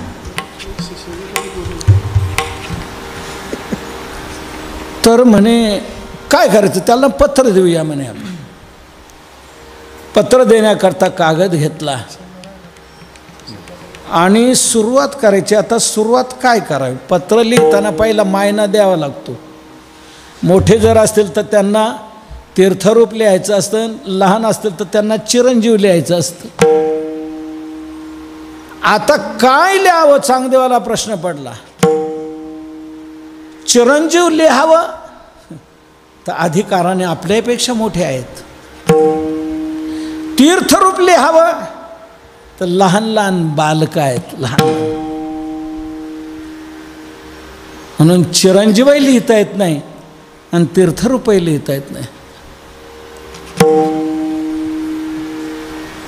चिरंजीव म्हणा तरी विश्वात्मक, तरी विश्वात्मक, चिरंजीव म्हणो तरी विश्वात्मक, तरी विश्वात्मक, तीर्थरूप तरी, तीर्थरूप तरी बालक तीर्थरूप तारी, तीर्थरूप तरी बालशा. चिरंजीव म्हणो तरी विश्वात्मक, तीर्थरूप तरी बालक दशा अंगी. तीर्थरूप लिहावं तर बालक दशा अंगी. लहान लहान बालक आहेत, त्यांना तीर्थरूप कसं म्हणायचं? मग तीर्थरूप म्हणता येत नाही. बरं चिरंजीव म्हणावं तर चिरंजीव म्हणू तर विश्वात्मक. चिरंजीव म्हणवायला जावं तर ते विश्वात्मक आहे, एवढं सामर्थ्य त्यांचं आहे. मग दिली टाकून पत्रिका लेखणी. तो कागदही टाकून दिला आणि ती लेखणी टाकून दिली. काय करायचं गुरुजी? म्हणे काय लिहावं हेच सुचत नाही मला. मग तिथे जाऊन आम्ही काय सांगायचं, काय म्हणायचं? नाही म्हणे हाच कागद घेऊन जा. त्याच कागदाची, कोऱ्याच कागदाची घडी केली आणि ती दिली. जा घेऊन सांगा. ते दोन शिष्य ते कोऱ्या कागदाची घडी घेऊन गेले. त्यावेळेला तिथं गेल्यावर विचारलं, लहान मुलं खेळत होती. म्हणे ते 4 भावंड आहेत, निवृत्ती, ज्ञानेश्वर, सोपान, मुक्ताबाई, अशी ती 4 भावंड आहेत. इथली कोणीतरी ते पैठणला गेली होती, तिकडून ती आलेली आहे तिथे. ते निवृत्ती, तो ज्ञानेश्वर, तो सोपान, ती मुक्ता आहे इथं कुठं? नेमकं विचारलं तिथंच मुक्ताबाई होती. तिथंच विचारल्यानंतर मुक्ताबाई म्हणाली, ए कुठले रे तुम्ही उद्धट? काय कळतं का तुम्हाला? निवृत्ती, ज्ञानेश्वर, सोपान, मुक्ताबाई म्हणता. अरे निवृत्तीनाथ महाराज म्हण, ज्ञानेश्वर महाराज म्हण. काय भाषा वापरतो? काय नम्रता लीनता आहे की नाही तुमच्या ठिकाणी? कोठील रे तुम्ही नेना विनीतता, उद्धट बोलता अतिमूर्ख. प्रमाण आहे, माझ्या पदरचं नाही. कोठील रे तुम्ही नेना विनीतता, उद्धट बोलता अतिमूर्ख. महामूर्ख आहात तुम्ही, उद्धटपणाने बोलता. काय भाषा वापरता? घाबरले ती. मुक्ताबाई लक्षात आलं, अरे हो हीच ती चिमुकली. तिने ती प्रेत जिवंत केली. जिला मेलेल्याला जिवंत करता येतं, ती जिवंत असलेला मारू शकते. आपलं काय लगेच, हो हो ते ज्ञानेश्वर महाराज, ते निवृत्तीनाथ महाराज कुठे आहेत, कुठे आहेत, कुठे आहेत? हं असं जागेवर या जरा, जागेवर या. बरं का, एकदा आळंदीला एका मोठ्या साहित्यिकाचं व्याख्यान झालं. त्याच्यात तो म्हणत होता, मी ज्ञानेश्वराचा अभ्यास केला आहे, नामदेवाचाही केला आहे. अशी भाषा वापरू लागला. नामदेवाचा, ज्ञानेश्वराचा, तुकोबाचा, एकेरी भाषा तो संतान वापरू लागला. त्यावेळेला परमपूज्य परमश्रद्धेय वैकुंठवासी गुरुवर्य विठ्ठल महाराज घुले, बाबा घुलेबांनी एक सकाळचा वाचकांचा पत्रव्यवहार एक सदर असायचं. त्याच्यात एक लिहिलं होतं, संतांना एकेरी भाषेत संबोधू नये. विठ्ठल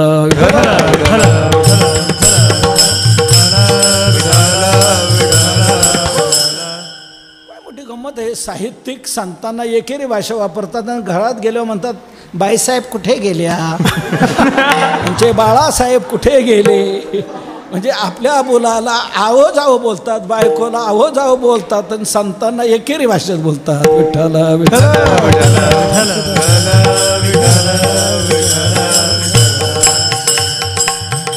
मुक्ताबाई म्हणाले, कुठले रे तुम्ही उद्धटपणाने बोलता? निवृत्तीनाथ महाराज म्हण, ज्ञानेश्वर महाराज म्हण. जागेवर आले. हो हो कुठे? हेच ते म्हणे, आम्ही चांगदेव महाराजांकडून आलेलो, चांगदेवांचे शिष्य आहोत आम्ही. हे पत्र दिलेलं आहे तुम्हाला.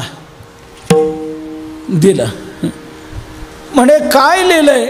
ते घडी उघडून पाहिली तर काहीच नाही. मुक्ताबाई म्हणते, दादा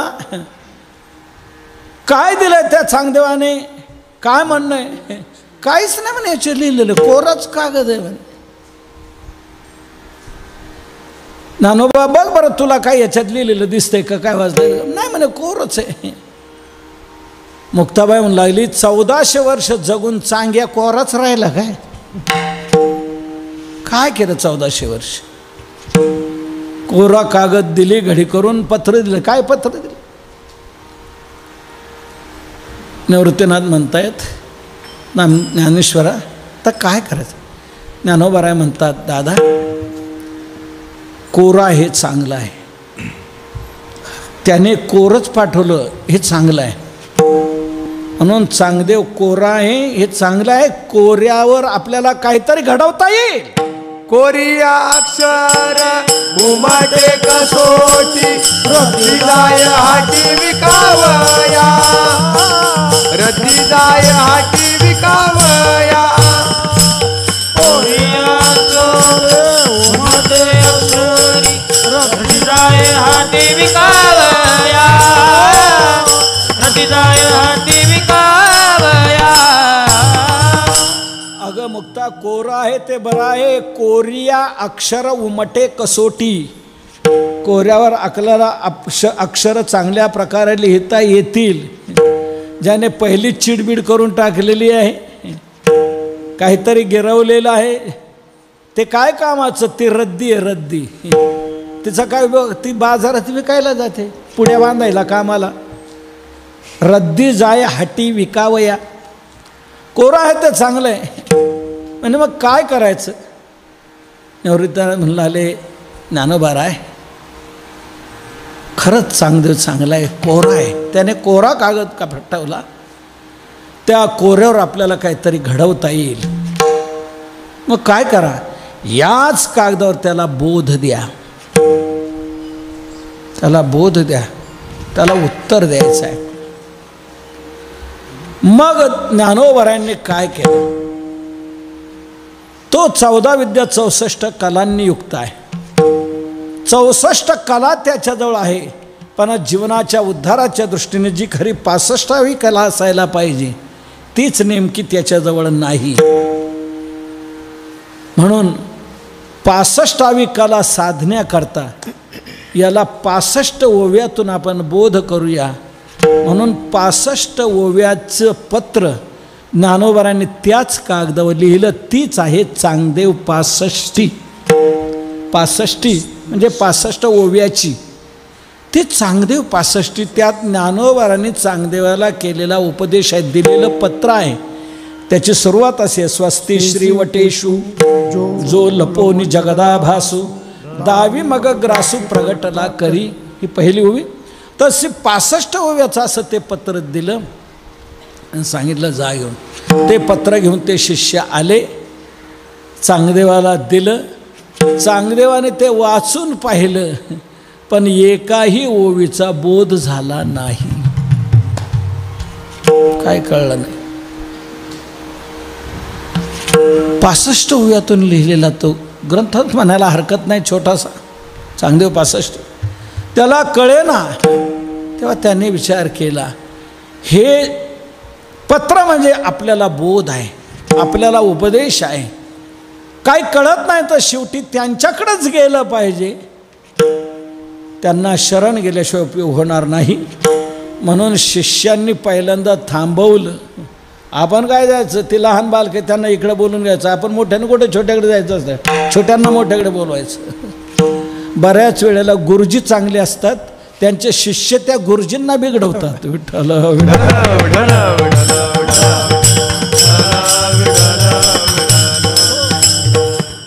हलके कानाचे गुरुजी असले का त्याच्यातही लगेच त्यांचा अहंभाव जागा होतो. मग मी तर गुरुजीच आहे, मग मी गुरुजी.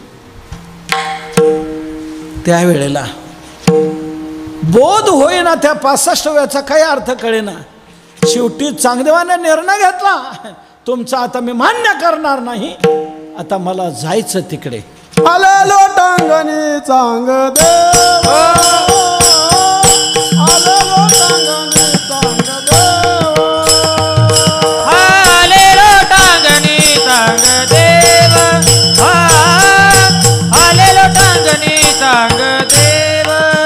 उपजतात ज्ञानी हे वर्म जाणोनी उपजतात ज्ञानी हे वर्म जाणोनी उपजताची ज्ञानी हे वर्म जाणोनी उपजताची ज्ञानी हे वर्म जाणोनी आले लोटांगणी सांग देव आले लोटांगणी सांग देव आले लोटांगणी सांग देव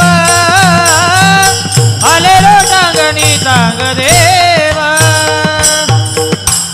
चांगदेवाने सांगितलं आता मी तुमचं मानणार नाही, मला जायचंच त्यांच्याकडे. तयारी केली, सर्वांनी ठरवलं निघायचं. पण म्हणे महाराज जायला आमची मान्यता आहे, होकार आहे, पण आपण आपल्या वैभवात जायचं. वैभवात जायचं म्हणे काय?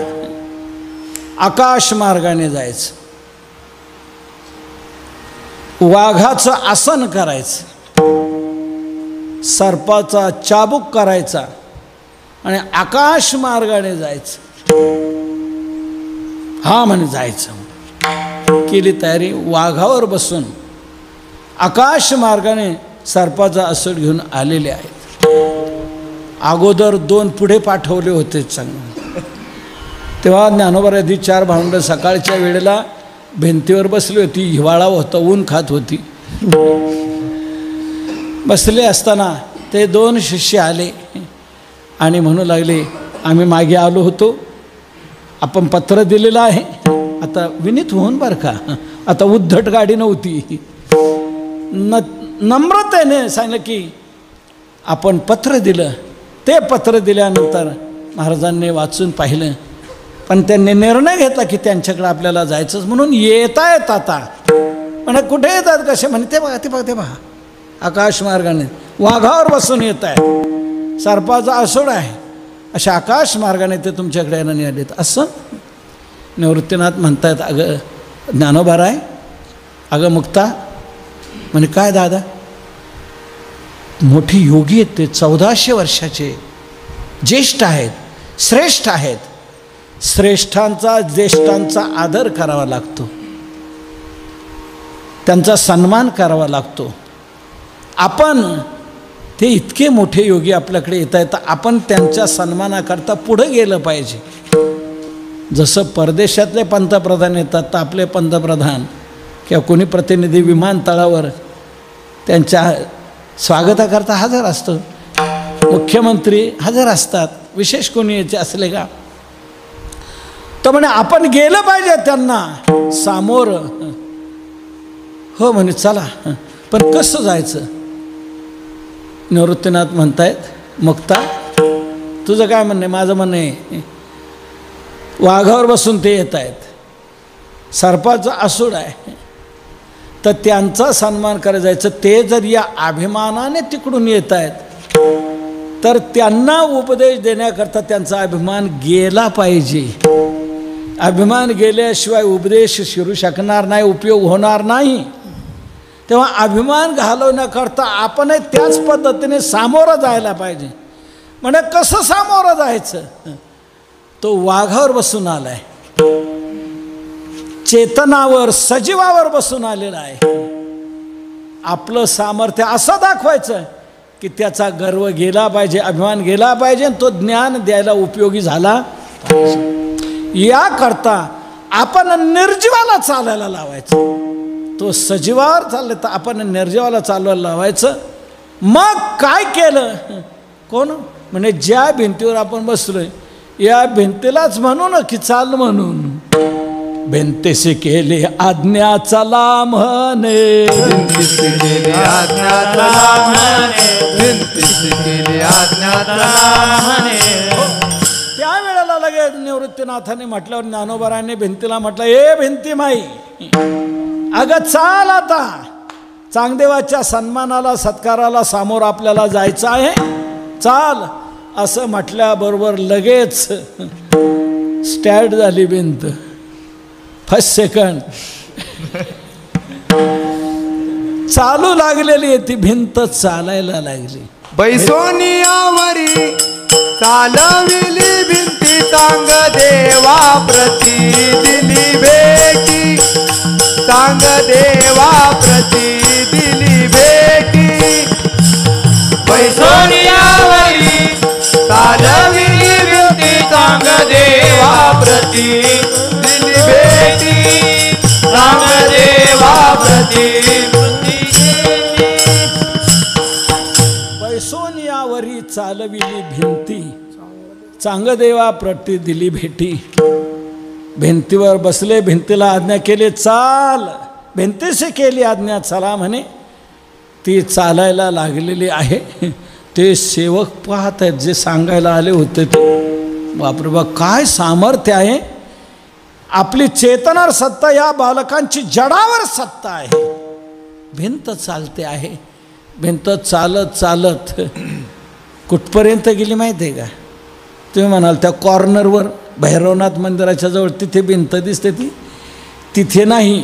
ज्ञानोबाराने भिंत चालवली ती वडगाव घेणचा जो रस्ता आहे त्या रस्त्याला जो वट लागतोय त्या माळावर, त्याला विश्रांती वट म्हणतात. तिथपर्यंत भिंत चालवली, तिथे भेटली झाली. झाली भेट तोचे विश्रांतीचा वड झाली भेटी तोचे विश्रांतीचा वड झाली भेटी तोची विश्रांतीचा वड झाली भेटी तोची विश्रांतीचा वड छाया घनदाट पैसा वया छाया घनदाट बैसावया घनदाट बैसावया घनदाट बैसावया झाली भेटी तोची विश्रांतीचा वट.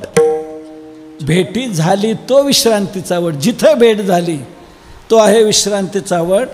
तर त्या विश्रांती वटापर्यंत भिंत चालवली. मग ती परत इथं कशी काय आली? आलेल्या यात्रेकरूंना त्रास होऊ नये, लांब तिकडे दर्शनाला जाण्याची पाळी येऊ नये, उत्पन्नाचं साधन घडावं म्हणून तिथली भिंत परत इकडे कोपऱ्यावर आणलेली आहे. तर झाली भेटी तोची विश्रांतीचा वट. तिथपर्यंत भिंत चालवली. भिंत चालवत आलेले आहेत ज्ञानोबा राय. या चांगदेवाचा थोडासा आणखी गर्व आला की भिंत चालवत असं काय, भिंत कशी काय चालते. तर आपल्या योग सामर्थ्याने करू. त्याने चांगदेवाने काय केलं, माया नदी निर्माण केली आणि माया नदीत ती भिंत विरून जावी अशा रीतीने माया नदी निर्माण केली. ज्ञानदेव म्हणताच ती माया विलयाला गेली. ज्ञानदेव म्हणता माया गेली समूळ विलया गेली समूळ विलया गेली समूळ विलया ज्ञानदेव म्हणता माया गेली समूळ विलया गेली समूळ विलया गेली समूळ विलया. चांगदेवाने माया नदी निर्माण केलेली. ज्ञानदेव म्हणताच ती माया विलयाला गेली. स्पष्ट भिंतीचं दर्शन चांगदेवाला घडतं आहे. आपली माया संपली, ती गेली, विलयाला गेली. ज्ञानोबरायांचं सामर्थ्य विशेष आहे. मग चांगदेवराय वाघावरून उतरले आणि आले लोटांगणी चांगदेव आले लोटांगणी चांगदेव उपजताची ज्ञानी हे वर्मा जाणोनी उपजताची ज्ञानी हे वर्मा जाणोनी उपजताची ज्ञानी हे वर्मा जाणोनी उपजताची ज्ञानी हे वर्मा जाणोनी आले लोटांगणी चांगदेव आले लोटांगणी चांगदेव आले लोटांगणी चांगदेव उपजताचे ज्ञानी हे वर्म जाणोनी आले लोटांगणी चांगदेव. भिंत तिथपर्यंत चालत आली. आपली माया देखील ती संपली गेली. म्हणून चांगदेवाचा गर्व गेला. त्यांची भ्रांती दूर झाली. चालविली जड भिंती हरली चांगयाची भ्रांती हे सामान्य नाहीत, विशेष आहेत. उडी घातली खाली आणि लोटांगण घातलेलं आहे ते सोडेनात, पाय सोडेनात. सारखं भिंतीवर पण एक प्रहरपर्यंत तसेच पाय पडून होते. आणि ते दंडवत घालून पडलेले आहेत खाली, तर सगळे शिष्य तेही दंडवत घालून खाली पडलेले आहेत. सगळं तिथे धोबी घाटच दिसून आला जणू काय.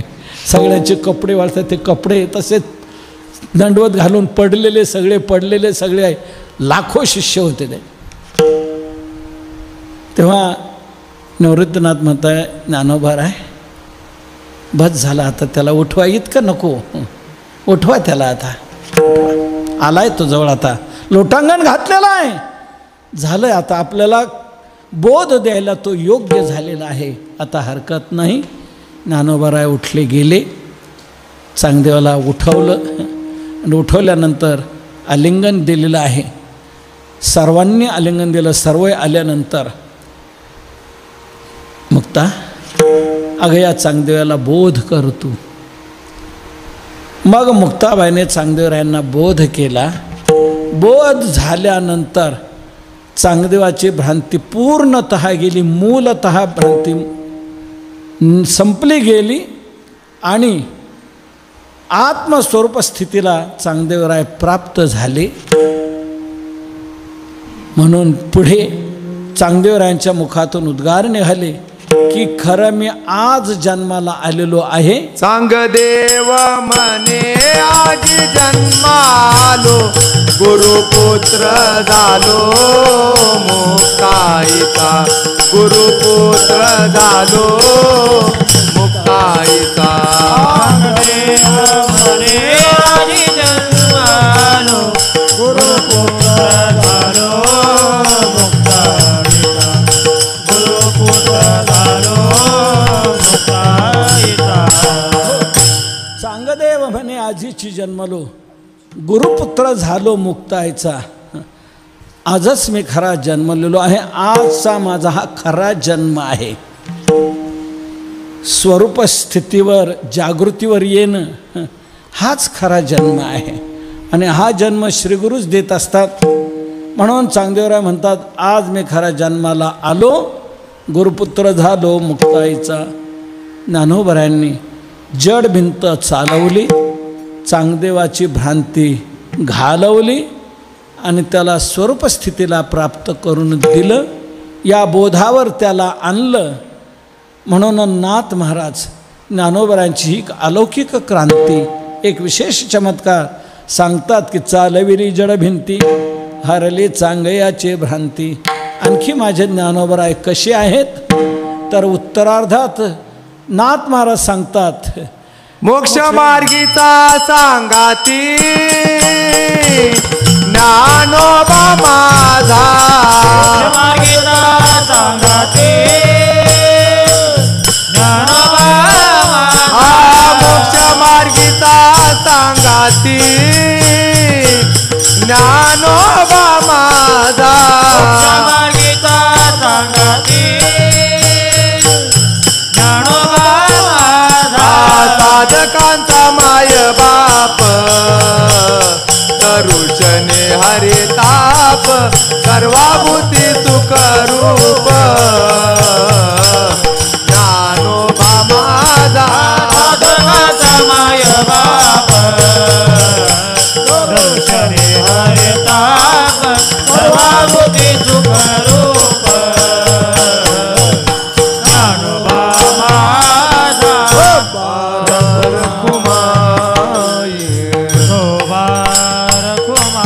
जय जय विठोबा रखुमाई, विठोबा रखुमाई, विठोबा रखुमाई, विठोबा रखुमाई, विठोबा रखुमाई, विठोबा रखुमाई, विठोबा रखुमाई, विठोबा रखुमाई, विठोबा रखुमाई, विठोबा रखुमाई, विठोबा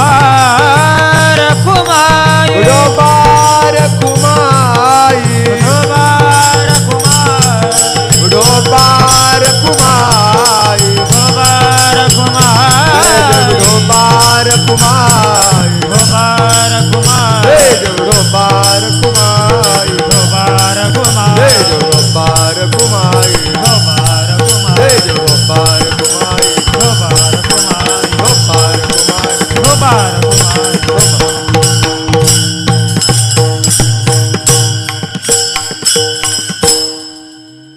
मोक्ष मार्गीचा सांगाती ज्ञानोबा माझे ज्ञानोबा आणखी कसे आहेत.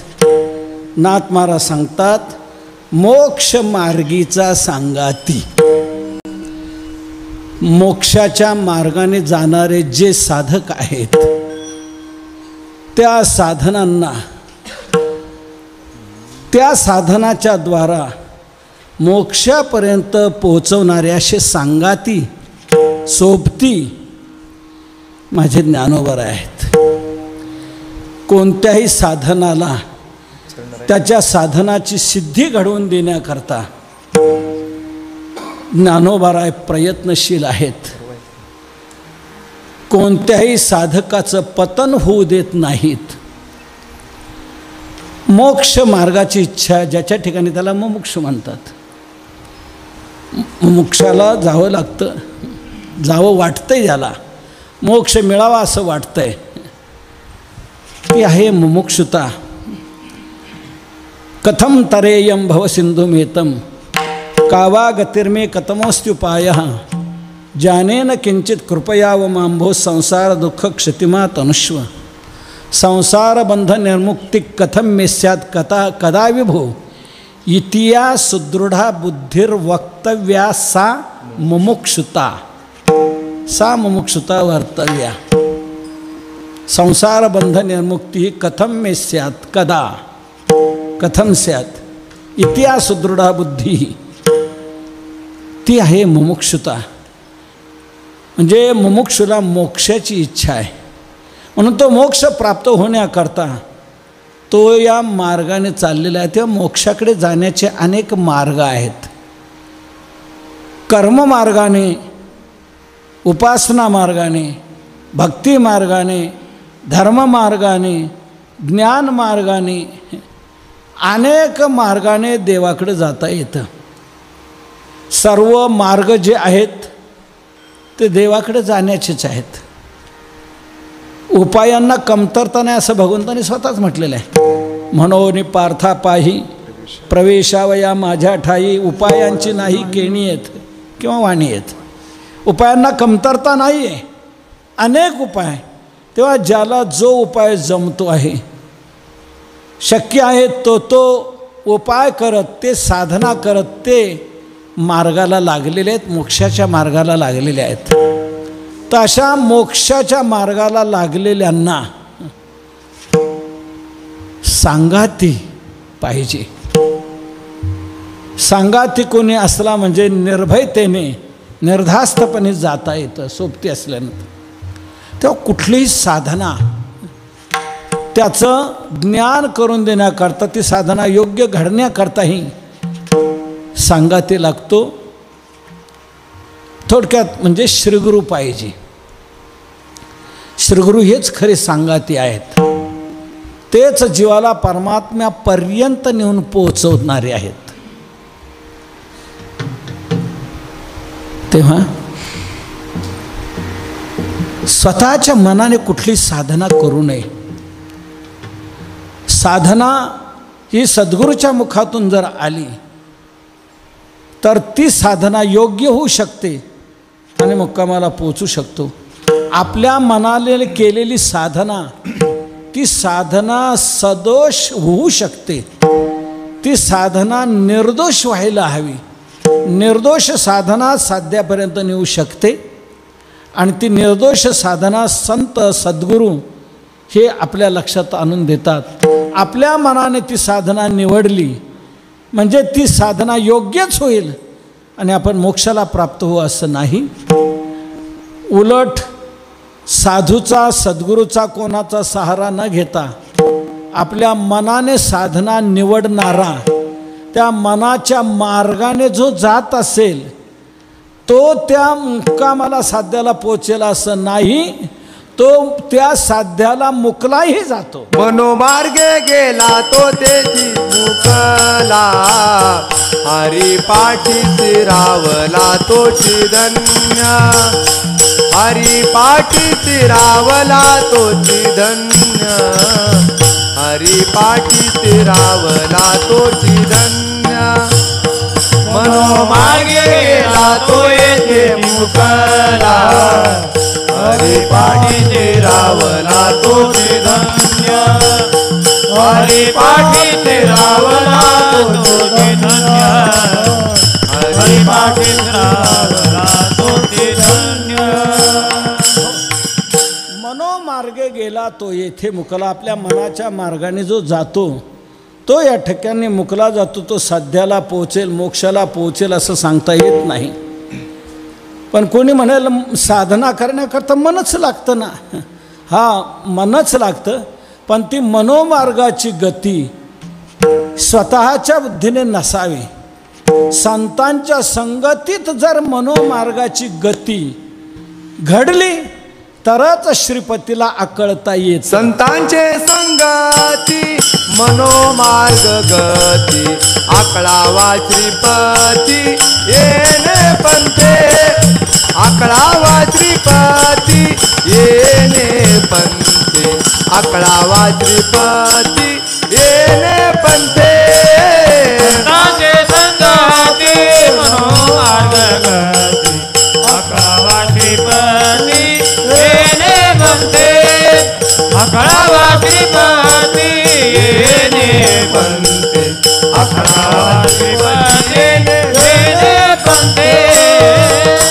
ती मनोमार्गाची गती संतांच्या संगतीत जर असेल तर श्रीपतीला आकळता येऊ शकतं. ज्ञानोबा म्हणतात संतांचे संगती मनोमार्ग गती, आकळावा श्रीपती येणे पंथे. येणे पंथे श्रीपती आकळावा, मनोमार्ग गती संतांच्या संगतीच राहावी. म्हणून संत हे सांगाती असणं महत्त्वाचं आहे. त्यांच्या संगती, त्यांच्या सांगातीमध्ये साधना निर्दोष होऊ शकते आणि साध्याला पोचू शकतो. नाहीतर अनेक अपाय निर्माण होऊ शकतात. भागवतात नाथ सांगतात, प्रवृत्ती निवृत्ती कृतकार्या, अवश्य पाहिजे गा आचार्या, आपमती भजता राया, अनेका अपाया माझी पडे. अनेक अपायामध्ये तो पडला जातो. म्हणून ती संतांच्या संगतीत मनोमार्गाची गती असावी, मग निश्चित श्रीपतीला आकळता येतं. म्हणून असे जे साधक निघालेले आहेत त्या साधकांना ज्ञानोबाराय सांगाती आहेत. मोक्षमार्गीचा सांगाती ज्ञानोबा माझा. तेव्हा ज्ञानोबारायांनी सर्व साधकांना मार्ग दाखवलेला आहे. कशालाही लावून घ्यायचं बंधन. त्यावेळेला ज्ञानोबारायांनी त्याचा विरोध केलेला आहे. निवृत्तीनाथ महाराजांना सांगितलं की दादा हे करणं उचित नाही. आपण अवस्थेला पोचलेले आहात मान्य आहे, पण या पद्धतीने चालणं हे आपलं काम नाही. आपण मागवून येणारे जे आहेत त्यांना तसा रस्ता दाखवायचं काम आपण केलं पाहिजे. देखे प्राप्तार्थ झाले जे निष्कामता पावले, तयाही कर्तव्यासे उरले लोकालागी कर्तव्य उरले असे. म्हणून अविधीने आपण वागायचं नाही, विधीचं कर्माचंच आचरण करायला पाहिजे. वेदो नारायण बोलिले अविधी आचरण परमदूषण, वेदो नारायण बोलिले. म्हणून कुळीचा कुळधर्म अवश्य पाळावा, सर्वथा न करावा अनाचार. प्रत्यवाय आहे अशास्त्री चालता पावनावस्था जरी झाली. म्हणून या अवस्थेला जरी गेलेलो असलो आपण तरी मागून येणाऱ्यांकरता आपण ते कर्माचं आचरण केलं पाहिजे. तो कर्ममार्ग त्यांच्याकरता जिवंत ठेवला पाहिजे. तुकोबारांनी एक उदाहरण दिले याच्याकरता. नदीला पूर आलेला आहे, मोठं पाणी आहे, जायचं साधन काय? एक नाव दिसली. नाव दिसल्यानंतर चला या नावेतून जाऊया. त्या नावेच्या आधाराने पैलतीराला गेले. पाऊस होता, भिजलेले, थंडी खूप भरलेले काकडत होता. तेव्हा पलीकडे गेल्यानंतर ते म्हणू लागले, आता आपलं काम झालंय, पैलतीराला आपण आलो, थंडी तर भरलेली आहे, आता ही थंडी जाण्याकरता जाळ करायला पाहिजे, शेक करायला पाहिजे, म्हणजे आपली थंडी जाईल. म्हणजे कशाचा शेक करायचा? म्हणजे नावेचंच करू की. आता काय नावेचं काम आपल्याला? आपण आलेलो आहे पलीकडेच तीराला, आता या नावेचा शेक करू म्हणून नाव तोडायला लागले, फोडायला लागले आणि जाळण्याचा प्रयत्न करतायत. तुकोबाराय म्हणतात हे उचित नाही आहे. तुम्हाला नावेचं काम आता राहिलं नाही, हे ठीक आहे, पण मागून येणाऱ्या अनेकांना ती नाव अलीकडच्या काठाला आणण्याकरता उपयोगाची आहे. म्हणून त्यांच्या मागून येणाऱ्यांकरता ही नाव शिल्लक ठेवायला पाहिजे, जाळायची नाही, नाही, नाही. जाळू नये नाव पावले निपार, मागिला आधार बहुतांचा, मागिला आधार बहुतांचा, मागिला आधार बहुतांचा. जाळू नये नाव पावले निपार, मागिला आधार बहुतांचा, मागिला आधार बहुतांचा, मागिला आधार बहुतांचा. जाळू नये नाव पावलेनी पार, पार पावलेनी नाव जाळू नये. का? मागील आधार बहुतांचा, मागील बहुतांचा आधार, मागावून येणाऱ्या बऱ्याच लोकांचा तो आधार आहे. त्या आधाराने अनेकांना इकडे येता येईल.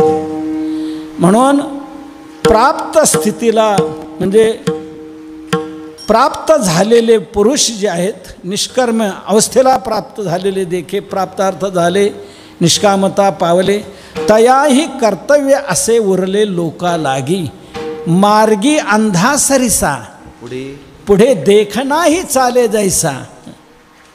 देखण्याने त्याला रस्ता दाखवला पाहिजे, नेलं पाहिजे. मार्गी अंधा सरिसा, पुढे देखणा आहे चाले जैसा. अज्ञाना प्रगटावा धर्म तैसा आचरोनी, तैसा आचरोनी अज्ञाना धर्म प्रगटावा. याच्याशिवाय आपल्याला काय काम आहे, काय कीजे, याच्याशिवाय तर नाही.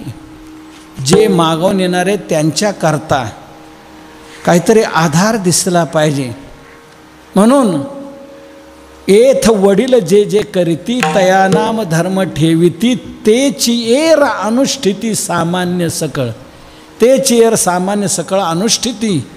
म्हणून आपण ते शिल्लक ठेवलं पाहिजे. मागून येणाऱ्या लोकांकरता ते साधन पाहिजे. म्हणून असे जे मार्गी आहेत, साधन मार्गी जे आहेत, त्यांच्याकरता साधन ठेवलं पाहिजे. म्हणून कर्ममार्गाने जाणाऱ्यांना कर्ममार्गाच्या सांगातीचा ज्ञानोबारांनी भाव प्रगट केला. तसंच भक्तिमार्गाने जाणारे जे साधक आहे, त्यांच्याकरता भक्तिमार्ग आचरणातून त्यांनी सांगातीपणा सिद्ध केलेला आहे की काही कारण नाही, गरज नाही, तरी खांद्यावर पताका घेतली आणि पंढरीची वारी धरली. मी ही गुढी घेऊन पंढरपूरला जाणार, असं भक्ती मार्गाने जाणाऱ्या साधकांचे सांगाती ज्ञानोबाराय बनलेले आहे. माझे जीवेची आवडी, माझे जीवेची आवडी, माझे जीवेची आवडी, माझे जीवेची आवडी. पंढरपुरा नेईन गुढी, पंढरपुरा पंढरपुरा नेईन गोडी पंढरपुरा नेईन गोडी पंढरपुरा नेईन गोडी पांडुरंगी मन रंगले पांडुरंगी मन रंगले पंढरपुरा नेईन गोडी पंढरपुरा नेईन गोडी पंढरपुरा नेईन गोडी पंढरपुरा नेईन गोडी पांडुरंगी मन रंगले पांडुरंगी मन रंगले. भक्ती मार्गाने जाणाऱ्या साधकांकरता अक्षय मोक्ष मार्गीन करतायत ज्ञानोबाराय सांगाती झाले. स्वतः खांद्यावर पताका घेतली आणि पंढरीचा रस्ता धरलेला आहे. माझे जीवीची आवडी पंढरपुराने न गुढी पांडुरंगी मनरंगले गोविंदाची गुणी वेधले. ज्ञान मार्गाकरताही ही अवस्था घेऊनही पुन्हा ज्ञान गिणुनी गावा गोविंद गा ही ज्ञानोत्तर प्रेमभक्तीची साधनाही. मोक्षानंतरही तिथंच थांबायचं नाही. आपण तिथून पुढेही पंचम पुरुषार्थाचा आनंद आपल्याला मिळवायचा आहे. अशा एक अनेक साधकांना मोक्ष मार्गेचा सांगाती ज्ञानोबा माझा या प्रकारे ज्ञानोबारांनी सर्वांना मार्गदर्शन केलेले. ज्ञानेश्वरीतून आपल्याला सर्वांना मार्गदर्शन सापडेल. प्रत्येक मार्गगामी जो आहे त्या मार्गगामीला ज्ञानोबारांनी ही साथ दिलेली आहे. आम्ही आमच्या मनाने काय करत नाही. वेद मार्गे मुनी गेले त्याची मार्गे चाललेलो. वेद मार्गाने मुनिलो गेलेले त्याच मार्गाने आम्ही चालतो आहे. अज्ञाना प्रगटावा धर्म तैसा आचरोनी म्हणून मोक्षमार्गेचा सांगाती ज्ञानोबा माझा आपले सांगाती माऊली आहेत. मग माऊली जर आपल्याबरोबर आहेत मग आपल्याला साधनेला निश्चित निर्दोषता आहे. आपण का त्या मुक्कामाला पोहोचू शकणार